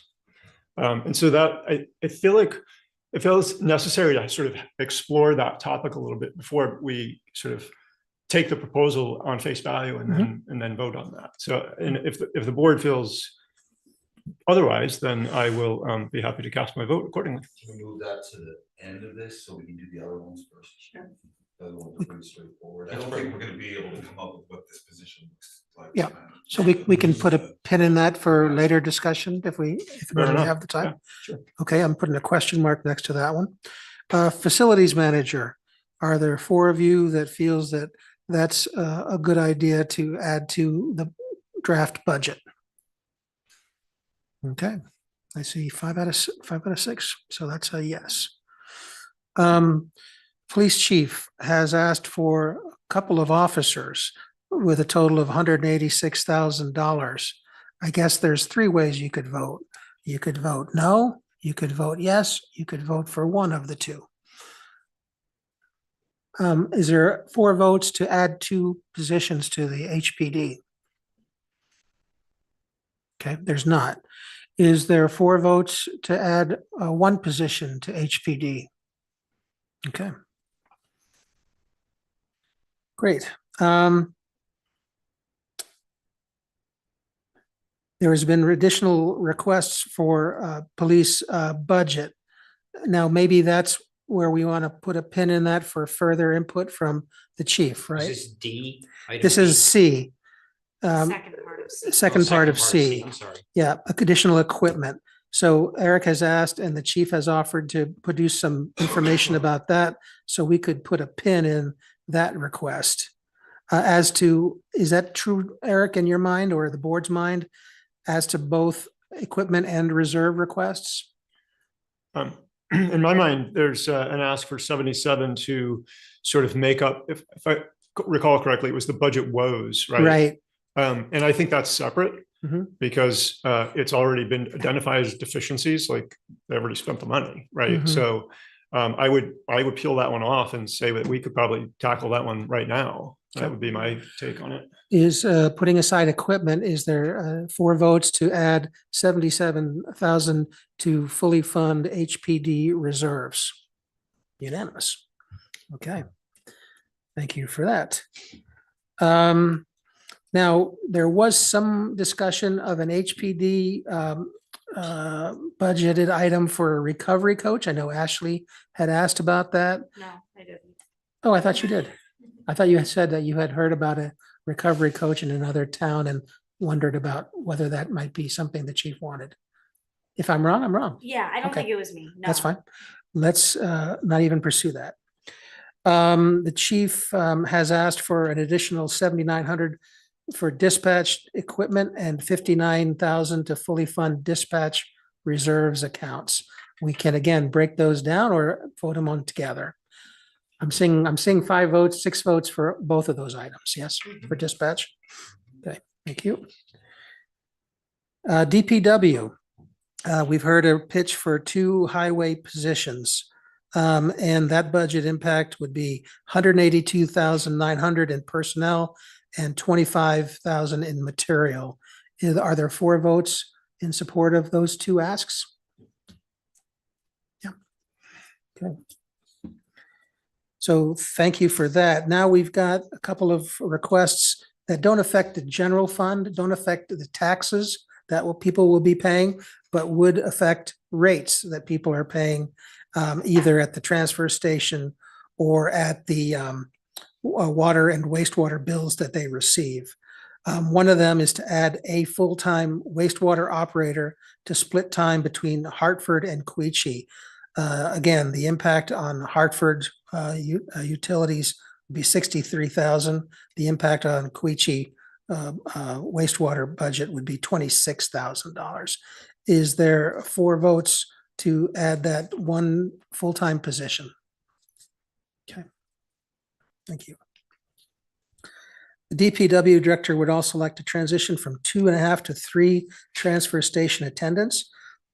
Impact on the solid waste budget would be $54,000 and change. Are there votes in favor of that? I'm seeing 3. Sorry, which one? This is the transfer station Oh. attendant. Okay, so that's 4 votes for that. Okay. Now, here's a good question. We've been talking about adding to the budget. I know there's several areas in which there's been some questioning, bespeaking some skepticism about certain expenditure items in the budget. Does anybody want to take this opportunity to propose, and we can do straw votes on specific budget cuts you'd like to see? Ashley, I'm sorry, I shouldn't be conducting this Oh, I'm meeting. sorry, I wasn't. I was on a roll there. Right, I thought you were still talking about it. Ashley. I propose that we cut the 15,000 for the cameras from the IT budget. I don't know the exact dollar amount. I can He find said that. it. Yeah. Okay. Are there 4 votes in favor of doing that? Yep, clearly there are. Thank you. IT Can I camera. just comment, because I didn't comment during the discussion of that. Yes, absolutely. Okay, thank you. I think, yeah, I think this is something that I wouldn't necessarily be opposed to at a later date. I'm not super concerned about surveillance at very public intersections. However, I really appreciate other board members' input about the importance of having conversations. And I think, and I agree with the point that maybe Ashley and perhaps others made, that before we budget for something like this, I would like to see all that homework done around what exactly, where would these go? Who would be monitoring them? What would the information be used? Like that, I think should all be part of a proposal before we put something into a budget. So appreciate the input from folks, and I agree with what was said in that regard. Very good. Yeah, I if I could add to that, like I saw some level of deflation in terms of like they have good intentions, right? They want things to be safer and do what they want to do, and I totally admire that. But I also think that we do need that background, so it's like that balance. So I think the messaging, if they're still awake and around, is that it's not a rejection of the concept, it's a rejection of sort of the presentation and the data, you know, to understand it. Yep. And That's kind of my view. to be continued, that discussion. Right. Good. All right, other budget cuts anybody would like to recommend? I thought that we didn't seem to come to a conclusion, but there seems to be a couple of thoughts on Sister Cities Committee and sharing the $10,000. That was the next item on my list here. Yeah. And I don't know if it also feels somewhat like, I mean, I think Tim brought this up. Same thing with, and it's on your lot, the parade, the enhanced parade of sharing that as well. So but that's in a different category, but I'm just gonna, I don't know how the rest of you feel about that, and if we need to take a vote on a straw poll on that. Ashley? When you say it's in a different category, are they currently in the budget as written? Sister Cities is, Yeah. but in the last year or two, they haven't been funded. They've had kind of sporadic interactions with the town select boards, and it's not always clear what their desires and wants are from one year to the next. Clearly, this year, they didn't want to miss an opportunity to ask for funding for, seems like a one-time event, that of receiving and treating appropriately some visiting friends from our sister city. Right. Because in the past, they haven't even asked for anything. So, I mean, I think this is a big deal for them, but at the same time, it really as we've sent students over. Right. And so I just think, like Tim, I think brought that up, this should be a shared issue if we can. Shared and also more detailed as to the budget they might have in mind. So this will be a reminder to me to follow up with them and say, we're getting to crunch time. Please let us know what you've done to seek funding from the school and what exactly is this money to be used for, line by line. Sound okay? Sure. And maybe at the same time, remind them that evidently they have about $1,800. It's in the footnotes in the budget, it says 1,812 or something like that in reserves. Which That's probably as of as of June 30th, 2005, 25. Well, could be. Yeah. I don't know that the notes are that clear. It's in the. Well, that's in what the audit is all about, right? Where do we stand? 05 or? I meant 25. Oh, I was gonna say. Yeah, with interest, it put could that be a in real interest money bearing. plan. No, I'm just saying that most of those reports, when they make statements, it's as of June 30th of 2025. So who knows whether that's still accurate? We could ask that information of Gail tomorrow, Sure. for example, Yeah. on her last day. right. Yeah. Shared burden, current balance, and detailed budget. Okay. Other areas that you'd like to consider cutting from the budget?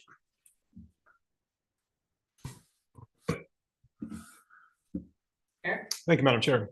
I don't really want to cut anything from the budget, but we just added a whole lot. Yes. In our at least preliminary straw voting. Yep. And I'm sensitive to that. And so I'm looking for creative alternatives to sort of manage the overall tax burden here. And so I'm wondering about, with respect to, there's a couple here that I'm sort of struggling with, and one is the facilities manager, Mhm. which I think you make a good case for, a really good case for. Someone suggested, could we contract this out or whatever? And I think that, if we want that sort of institutional knowledge and some of the other aspects that you highlighted, it makes sense to have a staff person doing that work. It does seem to me that it offloads some work from both the environmental sustainability coordinator and from the director of public works, and maybe a little bit from different department heads, but probably to a lesser extent. And so I want to explore those areas a little bit more. It feels like, and tell me if I'm wrong here, but it feels like right now on staff, we're funding an environmental sustainability program.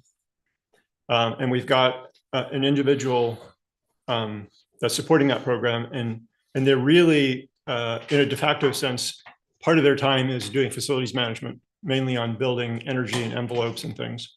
Right, but- and if there's energy efficiency in a building, he's kind of taken ownership either purposefully or by default, because there's no other good person to do it. In other words, he seems to understand heat pumps and that technology, Right. and is maybe by default or maybe by design, our person to help troubleshoot all across town for that. Yeah. Right. And so, and that makes sense. And energy isn't isolated. And so that sort of can snowball into like broader building maintenance or other issues with, you're managing contractors for other ventilation or what have you. So where I was going with this is you're offloading. If you hired a facilities manager, you would be offloading a bunch of work from the sustainability coordinator, some work from Parks and Rec director. I would say, Scott can speak for himself, but my sense of it would be the larger share would certainly be from the environmental sustainability coordinator. Fair enough. And I want to mention to you that in response to some of Ida's questions, I generated some answers that I circulated to some questions there. And Dana is prepared to be at the December 9th select board meeting to deal with another topic, but also to be available for these kinds of questions. But I'm happy to take whatever you've got now. Can I interject for 1 second, Eric? Sorry. Please. I just wanted to get clarity around which agenda item, and just because I'm wondering if, before we delve too far into this conversation, if it's more appropriate at a future agenda as a warrant item when maybe Dana is present and Energy Commission folks can be present as well. I mean, maybe I'm not opposed to starting the conversation Right. now, but I do know This, that, this topic is, I think, we've kind of struggled today with the wording of it for the agenda, but it's something to do with refocusing efforts on using federal grant dollars that may or may not be there for us to be reimbursed from one purpose to another. And that was because he felt that the original purpose, he has seen lots of towns in Vermont do those projects and not get reimbursed by the feds. And his thought was, let's reapply them toward WABA thermal envelope, because that's something we want to do anyway, even if there wasn't grant funding to do it, so that there's no downside if we don't get reimbursed from it. The original focus of that grant money, I'm sorry, I'm losing it, was, I think, charger related. Doesn't ring a bell for me. Okay. Sorry. Put it this way, Dana was already planning to be here for a discussion of block grant funding and possibly reallocating that potential to making the WABA facility more energy efficient. okay, so maybe now if we're having the budget discussion now, Well, we will be having budget discussion on the 9th as part of that agenda. okay. So I just want to make you aware of the fact that Dana will be before you next Tuesday, if you'd like to pursue a line of questions about what his plans might be to use additional time that he might have if he were not addressing facilities management type issues. Yeah, and I didn't mean to cut you off. I'm That's okay. definitely open to continue with the discussion that you started now, but just so everyone's aware that there's going to be another opportunity to talk about these budget items as well. Mhm. I guess. Any other question? I just think it's the other thing that obviously the December goes by fast. Yeah. And so to the extent we can give John a little bit of a compass for some of this stuff. But I think the thing that I wrestled with coming in tonight was the idea that, and I understand we're not supposed to dive into staff matters, but what's interesting for me is that we have our Director of Public Works leaving. We have a consideration of a facilities manager, and we have some kind of big pieces moving around, right? In the interest of operating the town. Right. And to me, that some of these could really stitch together well. So depending on the person, and I'm not suggesting that Public Works would be the facilities person, but it's conceivable that, if you think about these positions and skill sets that typically come with them, there is a little bit of a cross here. So, and I know it's not my job necessarily to figure that out, but I just think that the town's gonna, when we go and sit in front of voters for this particular budget cycle, they're gonna want to say, like, are you running the town effectively? And I think we do need a facilities manager, but it's just sort of like, where does that sit?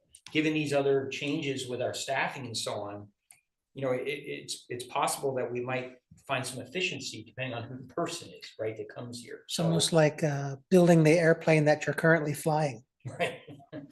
So I'm just, that's the thing I'm kind of struggling with is trying to not like make it too rigid, but also like we have to prove that, I think we need a facilities manager. And I also think it's probably rational, given the scale of our town, that we need an assistant town manager or some role of that nature. So it's like, what does that look like?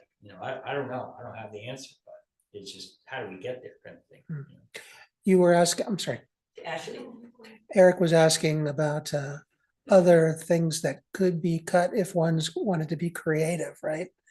You talk about synergies, and I'm kind of thinking about, this has not been discussed with Brian. I'm thinking about maybe the possibility that one of the two highway people is also expected to spend time at the transfer station. I mean, if you're hiring, you should have a clean slate, and that could be a topic to explore. Another, and this will not make me popular at DPW, is that it's always been my experience that when people have difficulty with budgets and getting to a good bottom line number, it's always tempting to look at the piggy bank represented by highway paving. That's a big pile of money. That's $1 million. And sometimes select boards look at that. One thing I will mention, without advocating for any cut, mind you, right, is that there was $200,000 unused from previous paving that has been encumbered for future use. So one might make the argument that with those encumbered funds, you could accomplish the same at an $800,000 level that you would with a $1 million level.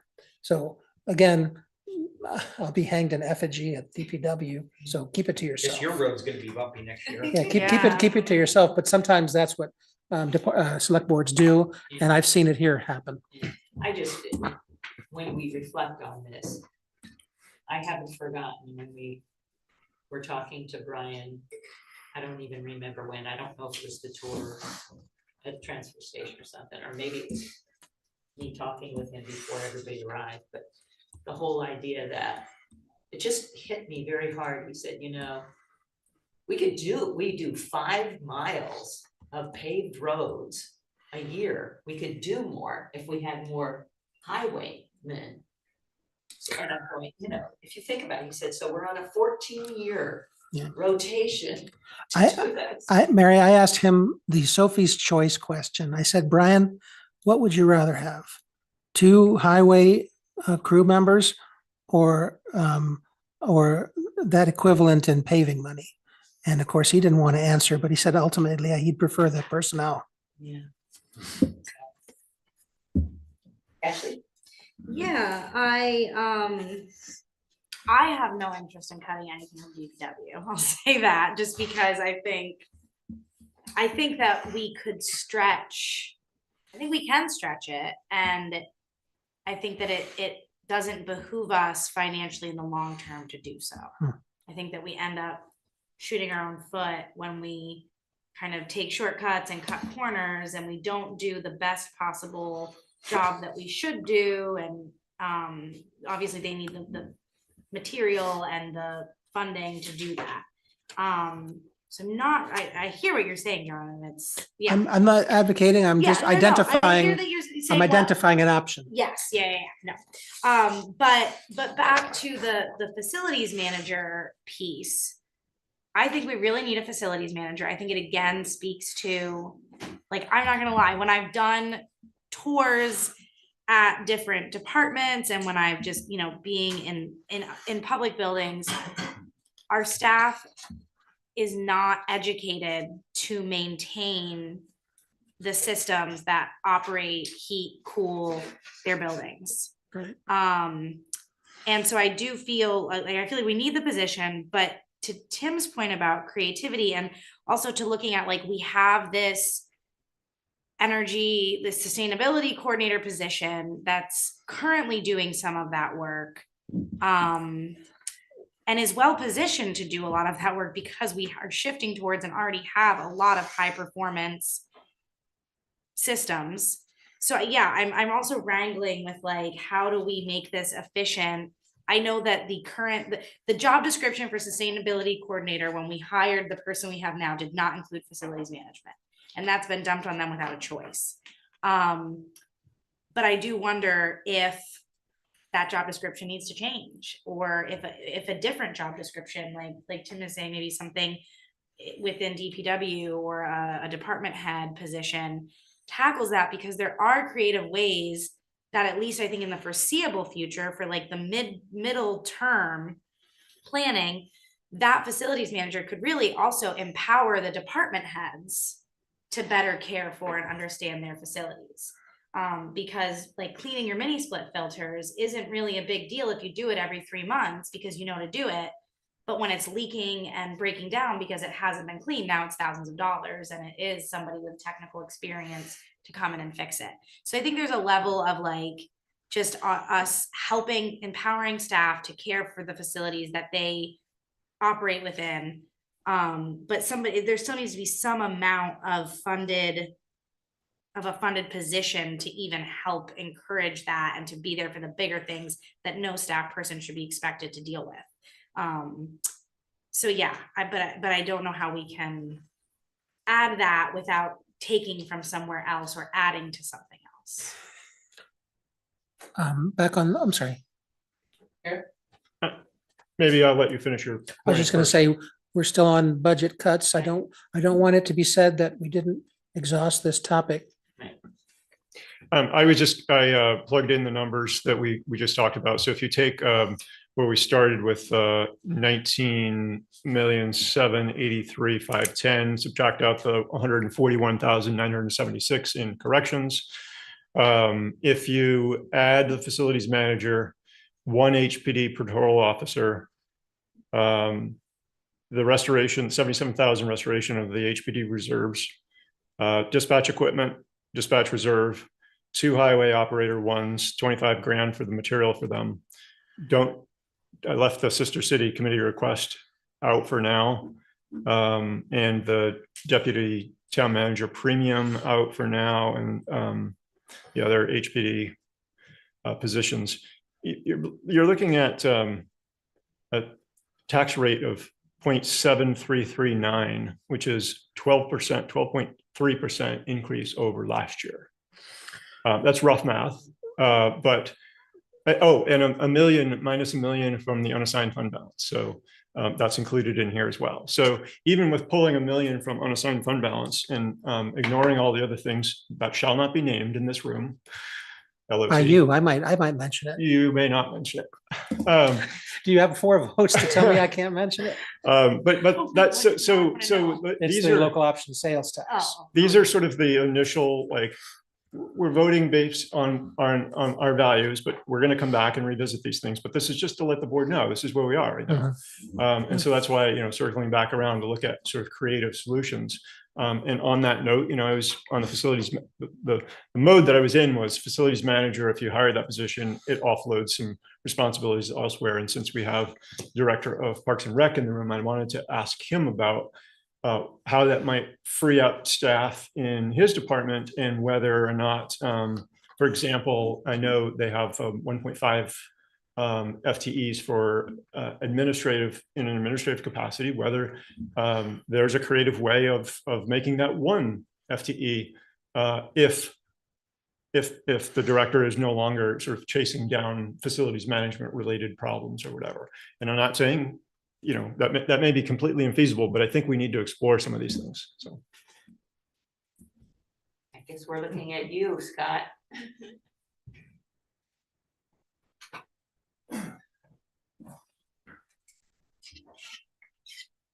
Think of how to respond to that, I guess. and maybe not tonight. Yeah, I'm not going to be able to answer it completely, but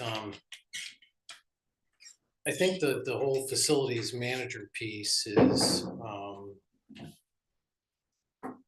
bigger than some of the conversations that you're talking about, as far as assisting other departments with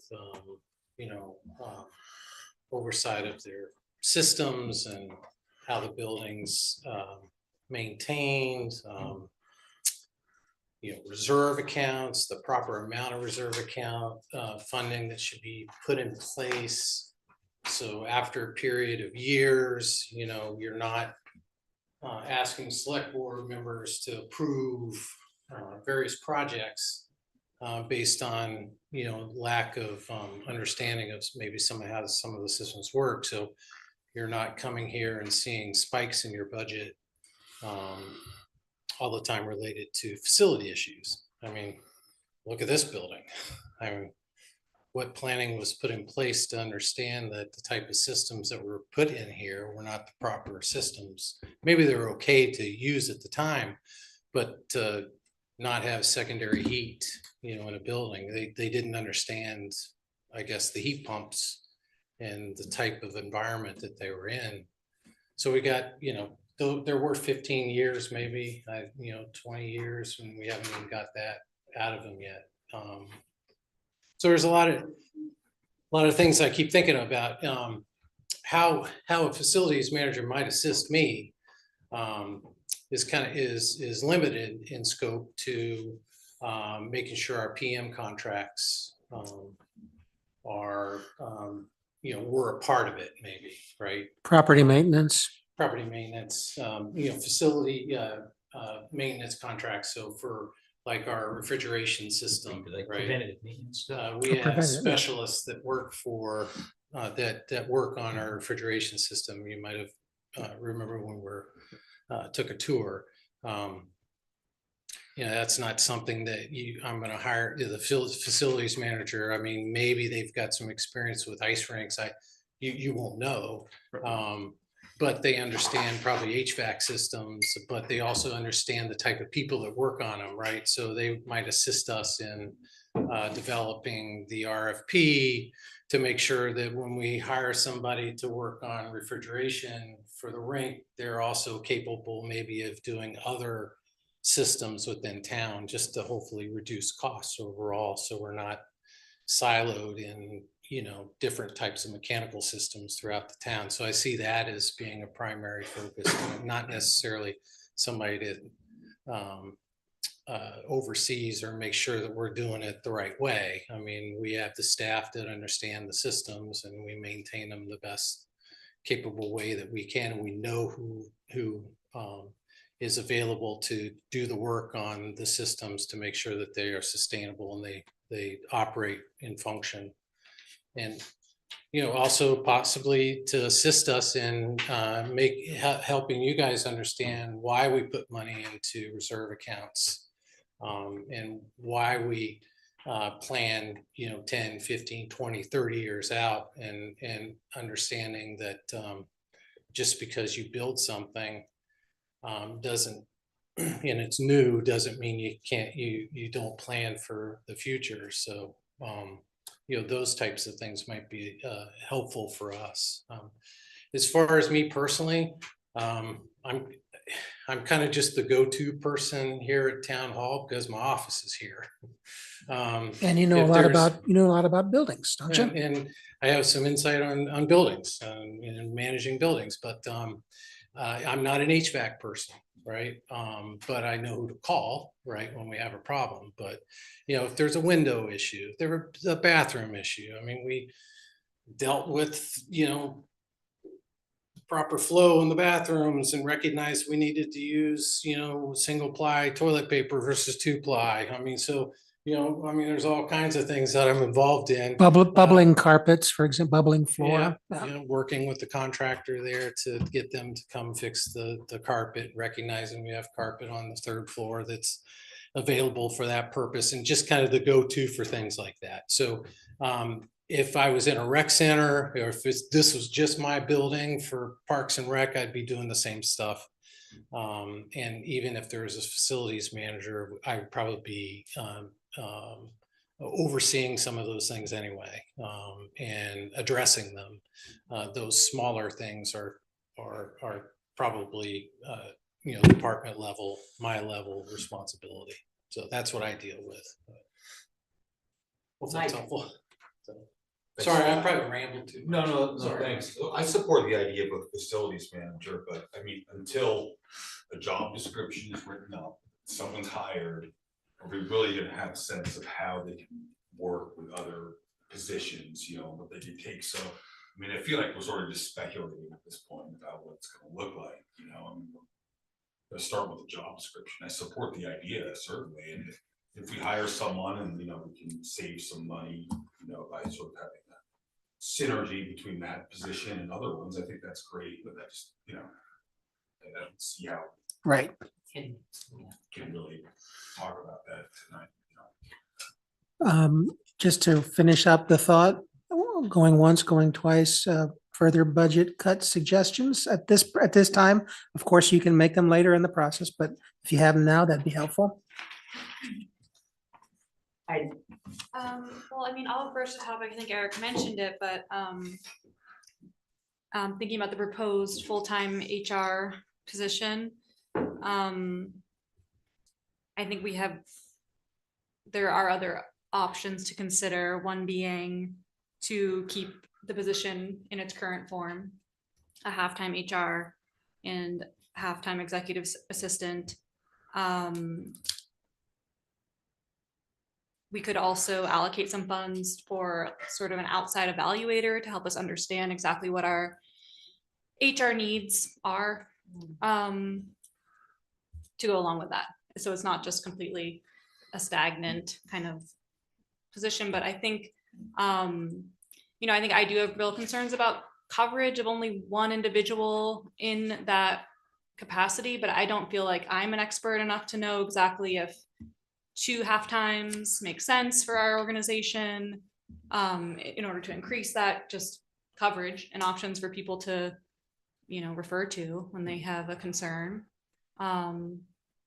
So that's why I'd be interested in that, in the idea of maybe holding it as is for another budget season, but perhaps allocating some funds for an outside consultant to help us evaluate what our HR needs are. Mike? I agree with that. I mean, I think at the very least, John's lost a position that was helping him, you know, and we may want to take our time to think in the future about a deputy town manager. I think, you know, talking about consultant looking at the structure of the organization would be helpful. But I would say at the very least, I'd like to see John get an assistant back. You know, we don't want to just cut that out from him. And I do think the current, I won't use names. I do think that the HR director made a pretty powerful case about workload and ratios between numbers of staff and numbers of HR. And the thought of a half-time HR director continuing to service 115 and now maybe after tonight 120 people seems to me way off the mark. So I do have concerns about Ida's comments on that. Ashley? Yeah, I mean, I agree with Ida and Mike. I do believe that our current setup is not sustainable. But I'm also hesitant to rush into a solution that I don't really feel we have enough like Paul, the HR director made a great presentation in case, but I just, I do feel like I'd like some consulting from an outside organization to really evaluate our current HR needs and our projected needs if we continue to grow as we have as a town and how we're planning other things to grow. I do think it's a little bit of a concern to have only one HR person. I guess that's what I keep coming back to is like. Right, but I'm hearing the argument that we should continue with half of an HR person. So I don't quite follow this. Addition of either a consultant or an additional half-time person was Ida's suggestion, was on having a secondary half-time position added. Are you saying that we have an HR that's full-time and then you're adding a half-time person? No, I'm saying that we keep the position so that John has some assistance with an assistant, with an executive assistant, because I'm also nervous about that shift happening with I try to use everyone's positions, not their names, but with other folks leaving, with our finance director leaving, with our administrative assistant leaving, and then we're changing this current setup, which I know is not ideal, to then also not have that assistant. I'm saying, why don't we can add a part-time person to HR. So there's 2 part-time people. There's the person who's there now part-time, and then there's we hire for an additional part-time position in HR. Because ultimately for these many people, I would assume we're gonna at some point want more than one HR administrator or director. So you're taking HR who proposed that this person be full-time and you're gonna cut them back to half-time and then add another half-time person in. That's a proposal that has come up from several different board I members. wonder yes. what the continuity is there between 2 half-time HR people rather than one person who's got the whole perspective on the whole organization. Yeah, I thought that was the purpose of the HR person. But then what I'm To saying not is be that, subdivided, to be totally, you know. but what I'm proposing is that we would add a staff member for them to give work to, right? Who's there, 25 to 30 hours a week to do the work that the director needs to be addressed. And we don't have to hire another full-time position in the town manager's office to assist John with his, because we have to, when we put that half-time HR position to a full-time position, we lose a Well, half-time one thing I'll say person. is that, yes, that's maybe a good analysis on paper, but I can't tell you because I don't think about it. Is Paula in my office at the moment, or I'm sorry, is the current incumbent in my office at the moment wearing her HR hat or her executive assistant hat? I just know that she's a resource, and the idea of expecting a precise allotment of her time in such an exacting way seems a little bit unrealistic. I mean, I know that's been the case already, but here we're talking about growing needs of the HR department. And I guess I worry that, again, with a larger, more complex organization, to have time people might not be sufficient. Tim? I see a real value in kind of tying in with what was said earlier about job descriptions, that, the HR function is such a wide array of skill sets and so on. You have, like, obviously benefits and payroll, you have, training and recruitment, there's all kinds of layers. So I really think there's a value given this change to, maybe trying to craft sort of what this could look like. That's why I was intrigued by this idea of saying, hey, John, you got, miles to row here on, getting your staffing to work for you, right? So it would be cool if we said, all right, we think this entire animal long-term is going to cost $200,000. Make it up enough. You could say, here's your number, here's your money, make it work. And you put kind of together a team that works for you, right? That would be ideal.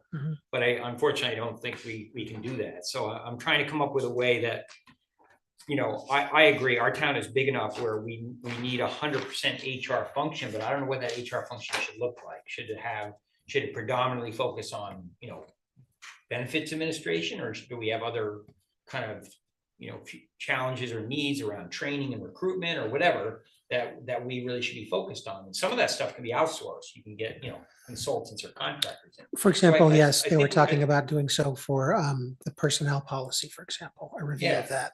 But I think we would really benefit by getting that outlined a little bit of, like, what these positions really need to look like, what the need sets are, and then fine, go out and hire, or we figure out the budget for them or whatever. I'm not denying the need, but it's sort of like how we get there, sort of, I think, what we're wrestling with.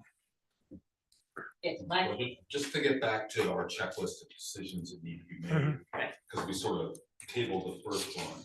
I'd like to see John get at least the assistance he lost back, right? Which is what, like 30,000, John? Right.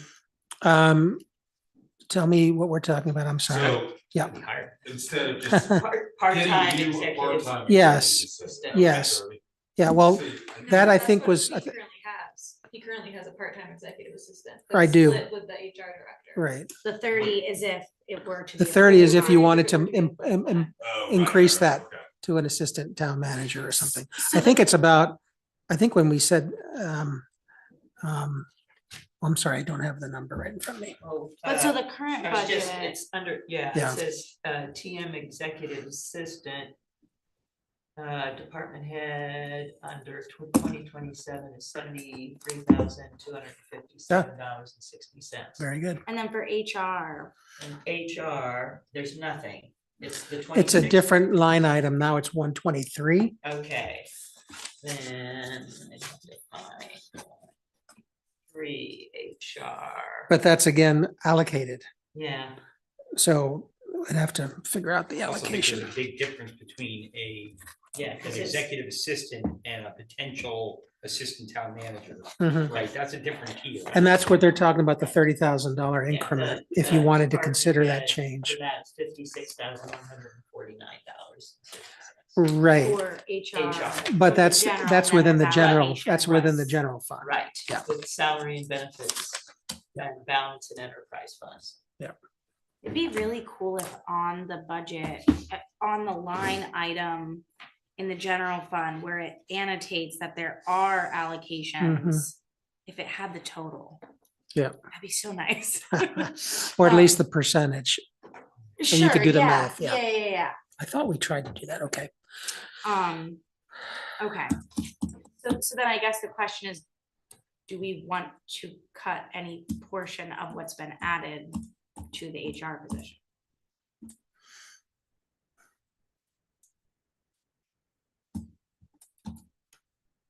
I'd like to do the cuts after we decide what we add. Yeah, and I think that, No.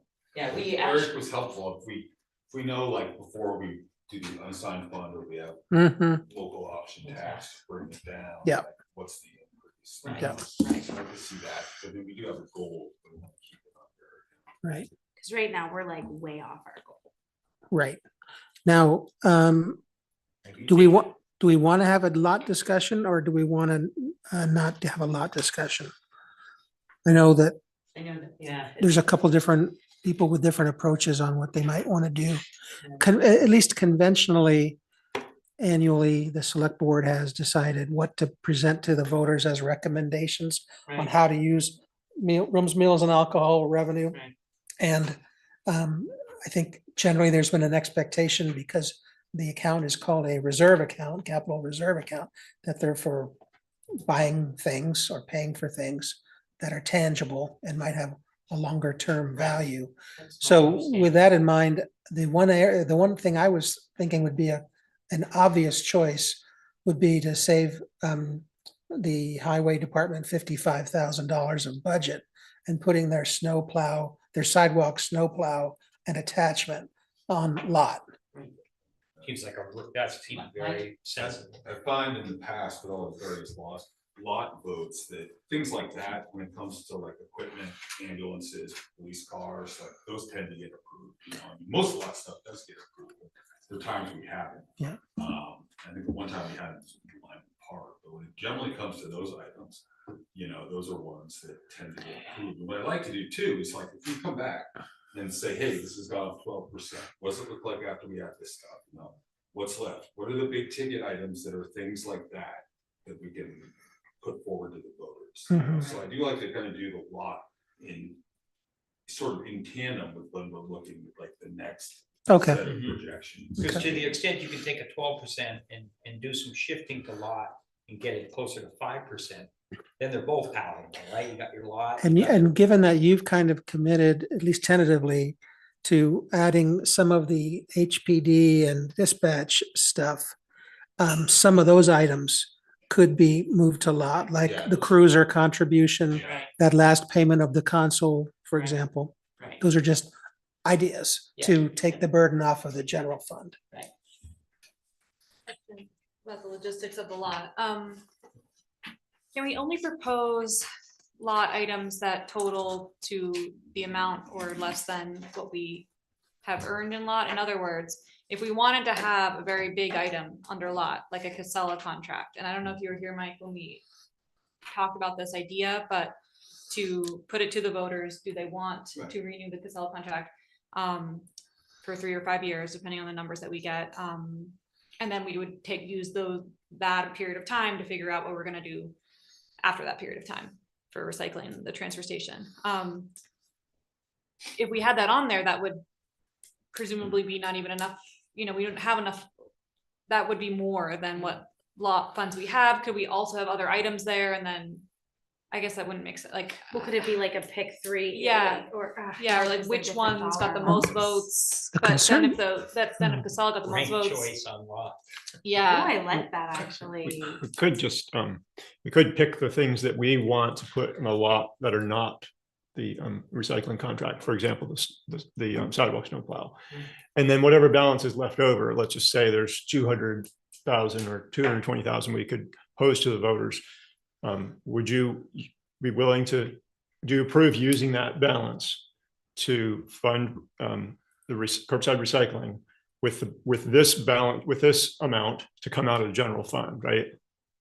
And that wouldn't be resolved. We wouldn't be able to resolve the tax rate until all of those numbers work out. But you could basically say if it's a $500,000 contract and you got 250,000 left in the lot, then you say, you know, voters, will you take 250 from the lot and 250 from the general fund to fund this thing? Like, I think that's probably, I mean, it's not ideal. It sounds a little complicated for the average voter, but. Oh, come I now. would pull that lot to zero either. Oh, no, I I don't think you'd have to look at the statute that establishes, allows towns to establish the law. It may require that it's like specific, you know, like an item, you know. I think it's basically there in an account, and this the charter says until voted by the voters, disposed of by the Yeah. by a I mean, I by a like- vote of the voters. Personally, I like Eric's suggestion, and I don't think it would be, it's a little bit complicated math wise, but people wouldn't have to do the math. They'd still know if they were voting to have recycling, curbside recycling or not. I mean, I think that part would be very clear. One concern would be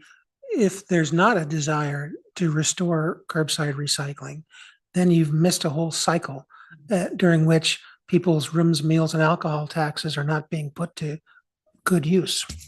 Yeah, and I would hope that we could make that clear in the budget item that if the full lot amount is not allocated per the will of the voters, then those funds would be reserved to vote on next year. Yeah, it's not like the funds go away. No, but I'm No, just but- thinking that people do pay those taxes, and I Right. think there's some expectation Put funds that into you're going to reserve use all the them. time. It don't hate me for saying this, but I really, the more I thought about the curbside discussion, the more I think it should look like an enterprise item or it should look different. I don't think it belongs in the general fund anymore. And the reason why I do is because it's kind of like, you know, some of the wrestling we're doing with Queechee around user fees and who benefits kind of thing. And I just think that, you know, at this moment in time, you know, yes, some people would like to have it back. Some people don't care. Some people throw their stuff over the bank, whatever's happening. It's just not going to translate well to go back and throw that in the general fund and then have this sort of amorphous program where you don't know who's using it and what it costs and so on.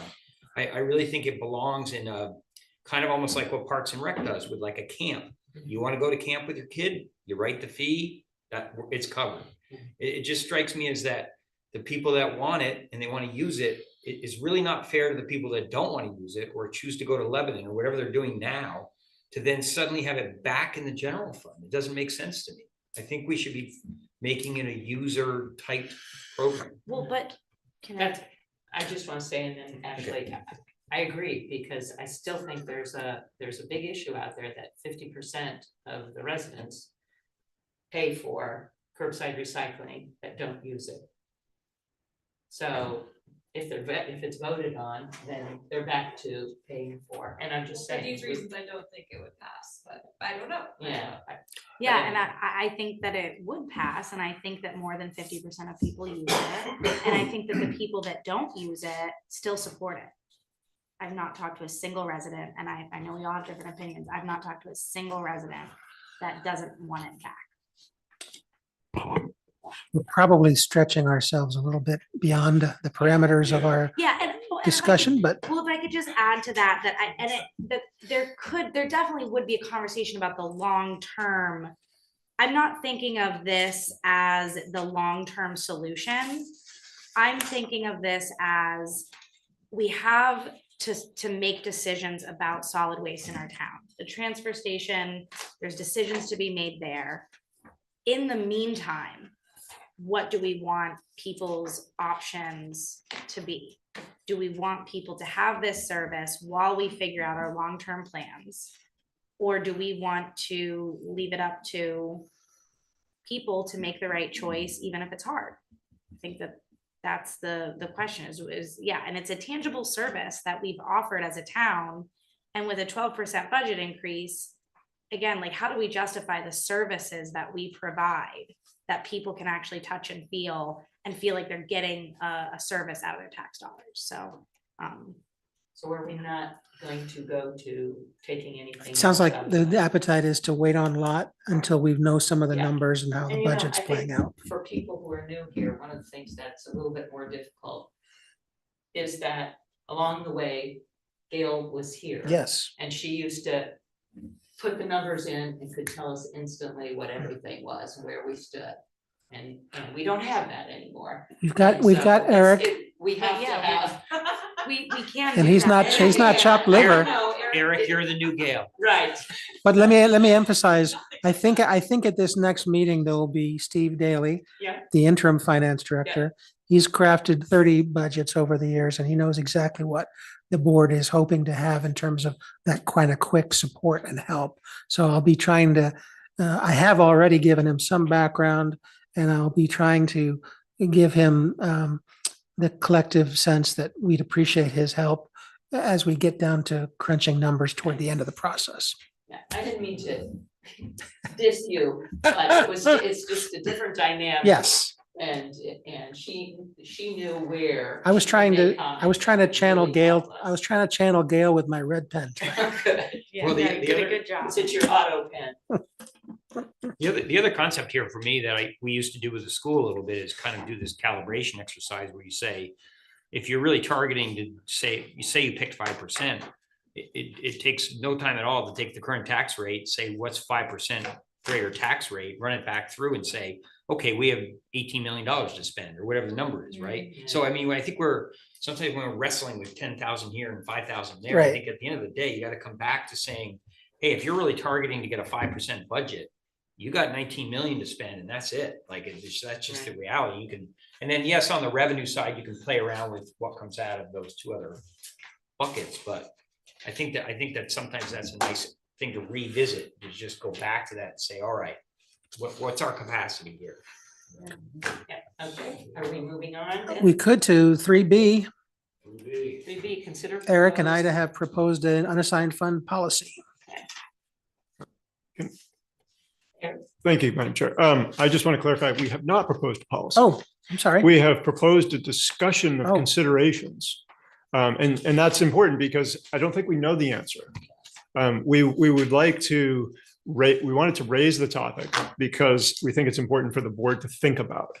And so I just minor clarification. And I will say that, not to steal anybody's thunder, there have been efforts on our part in prior years, I think just last year, and I can share it if you haven't seen it, a packet of research we've done by talking with our auditor and other towns and managers as to what their standard practices or policies are with regard to reserve accounts, unassigned fund account balances. And the general consensus seemed to be that somewhere between 5 and 10% seemed an appropriate amount to have in your unassigned fund for a rainy day or unexpected crises. And scenario number one Right. that I've presented suggests taking $1 million out of that unassigned fund, which is less than in previous years, gets us out of that real dependency cycle and brings that balance up to about 7% of the budget amount. And I actually, when I was reading this over even previously, and I only go back 4 years, Mike may know more, other people, I've actually sat down and talked with Dan because he's been here before. I guess I didn't understand what was different about the proposal than what we do now. And that's because I think when we didn't just feel like it was a whole bunch of money to spend. It just felt like, okay, nobody ever wanted to drain it.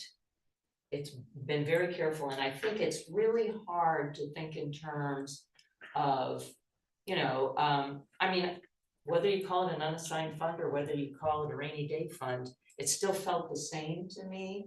And that no matter where, the situation, the political economic situation of our country or our town was in, I don't think we count on, pulling a whole lot of money out and make it a dangerously close connection between, here's what we want to put towards property taxes, paying property tax or not. I mean, there was always the intention, my understanding of that we were very careful the whole way. What can we afford? What should we leave? You know, and at the same time, try to balance everything. I think Um, one of the right. concerns has been you can get overly reliant on it and it won't always be there to save your bacon at budget time. Right, So they've tried to wean ourselves off a bit. right, right. Well, I remember we would use it, we used more in some years than others, you know, we went through a kind of inflationary pressures, you know. So we would do that. I thought we had heard at some point that Hartford's always been fairly conservative about the amount that it keeps in its unassigned fund compared to other towns, and that can be a virtue. But it is, there's also the sort of the argument, I think, just philosophically, that this should go back to the people in the form of tax. And that's what we've done. I mean, I think it's tough, you know, it's gonna probably be like a necessary way to make the tax increase palatable going forward, you know. But I mean, I think there is something to say about making sure we always have a certain percent, you know, like we don't spend it all at once. That's what I think we've done the last few years. Like I said, more in some years when it was tight. Remember we had the health insurance, like cost went up every year by like almost Double 10%, digits. you know, so it's just one of those, it's one of the tools we have, you know, to try and keep the rate down. And I did ask the auditor about that.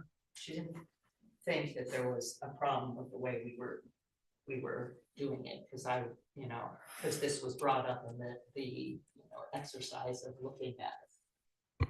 So she didn't seem to think there was a problem. Eric? Yeah, that's a fair point. I think, and I spoke to the auditor about it as well, but it's not her job to prescribe policy, right? So she will, I mean, part of her job is to, or any auditor's job in that position is basically to look at the policy you have and make sure you're following it, right? But not actually to tell you what to do or whatever. So that's our job. And I did read through that packet of information. And I don't know that I don't know that we need to change anything necessarily. There's a few different options. One is business as usual. Two, a second option might just be to be more conscious about how we're using it. So for example, using it for things that are one-time expenses. And that might address this concern about the town becoming overly reliant on a little bit of surplus cash that's been built up, right? So it's just basically how you think about using it. And then a third option might be to create a rainy day fund, which then it adds another layer of sort of discipline about like how are you using it. It's never about not giving it back to the taxpayer. That's not an option, right? We're always giving it back to the taxpayer. It's just sort of how we're doing it. And so I think one of the concerns is that we're able to grow the size of government and it sort of outpaces what taxpayers can the burden that they can bear. And so what we end up doing is budgeting a bunch of stuff. And so if we've got officers, for example, in HPD that those positions didn't get filled. So that ends up, it's not encumbered anywhere. It ends up in the unassigned fund balance. And now we use it to sort of balance out the sheet here and grow the government a little bit more, right? And that is, that can't always happen. So there's going to be years where that won't happen. And so I'm not saying it very well. Maybe I should just let Ida chime in. Tim? I think for me, having not sat here until recently, that the optics, the explanation of it's kind of convoluted. I'm not suggesting we're hiding money, but I think that it just strikes me that number one, we should be careful with words, because when we use rainy day fund and unexpended fund balance, to me mean totally different things. Unexpended fund balance to me means like money that you intended to spend and you didn't, right? And then it's available. And then it's kind of like accrual accounting or whatever. You roll over. I mean, we are at a point, I came to a meeting a couple of years ago, and I think Rocket was on the board or whatever, and there was like the unexpended fund balance was huge. It was like 3 mil or some number. And I was an advocate for like, let's push this thing back down because voters are stressed and let's get that rate and whatever. So, but I think long-term, I like the idea of, I guess ideally there wouldn't be an unexpended fund balance, right? I mean, that's probably impossible accounting wise or whatever, but you know, your long-term goal from an accounting management and a budget management standpoint is to not have that, really. You would have a budget that's so close to what you're running that you get to the end of the year and it's there. You got it. And I think that would be a more of a target for me. But the two other buckets of money that I think get kind of confusing for voters is reserves, which I think we need to articulate better what's going on there, and rainy day fund. And I think those three things get kind of like, mislabeled almost in our explanation for what we're doing with, people's money to run the town. Clarification. We don't have a vote on this, right? No. There's no decision. No. In fact, we probably want to defer that until we have a new finance director, right? Correct. I think Yeah. this is just an introductory conversation to sort of set the stage for what we might do with the unassigned fund balance for FY27. For example, might we think about it a little differently as in terms of like using it for one-time expenditures? Well, maybe that's a request, John. I know you've proposed a transfer of $1 million. I wonder if you could identify that amount in one-time expenditures in our current budget. Well, money is fungible. So it serves a variety of purposes: personnel, equipment, machinery, vehicles. I'm not sure where that analysis gets us. Again, I take Tim's point that it's been used as a means of property tax relief, or to, as you say, return to the voters what belongs to them. It's their money. What is the unassigned fund balance again? I'm told it's 2.7 and change. And you're showing this with the 1 million? I'm just suggesting it. It's just a way for people to start thinking. Yeah. You could easily take more. Can you get numbers for like 1.5 also? I mean, I think Absolutely. And that's part of this. I think that's part of the process Yeah. that we're going to have with this next session or two, is to say, okay, we don't like the outcome on this current budget because we've added to it. We can apply more unassigned fund without running afoul of being imprudent in the eyes of Eric and Ida and others, right? And on the other hand, there's another bucket which we are not mentioning tonight, which exists, and we ought not to disregard it because people expect that that money will be used for property tax relief. And they voted for that. That's right. The answer is For that 9. specific reason. The answer is 9.3.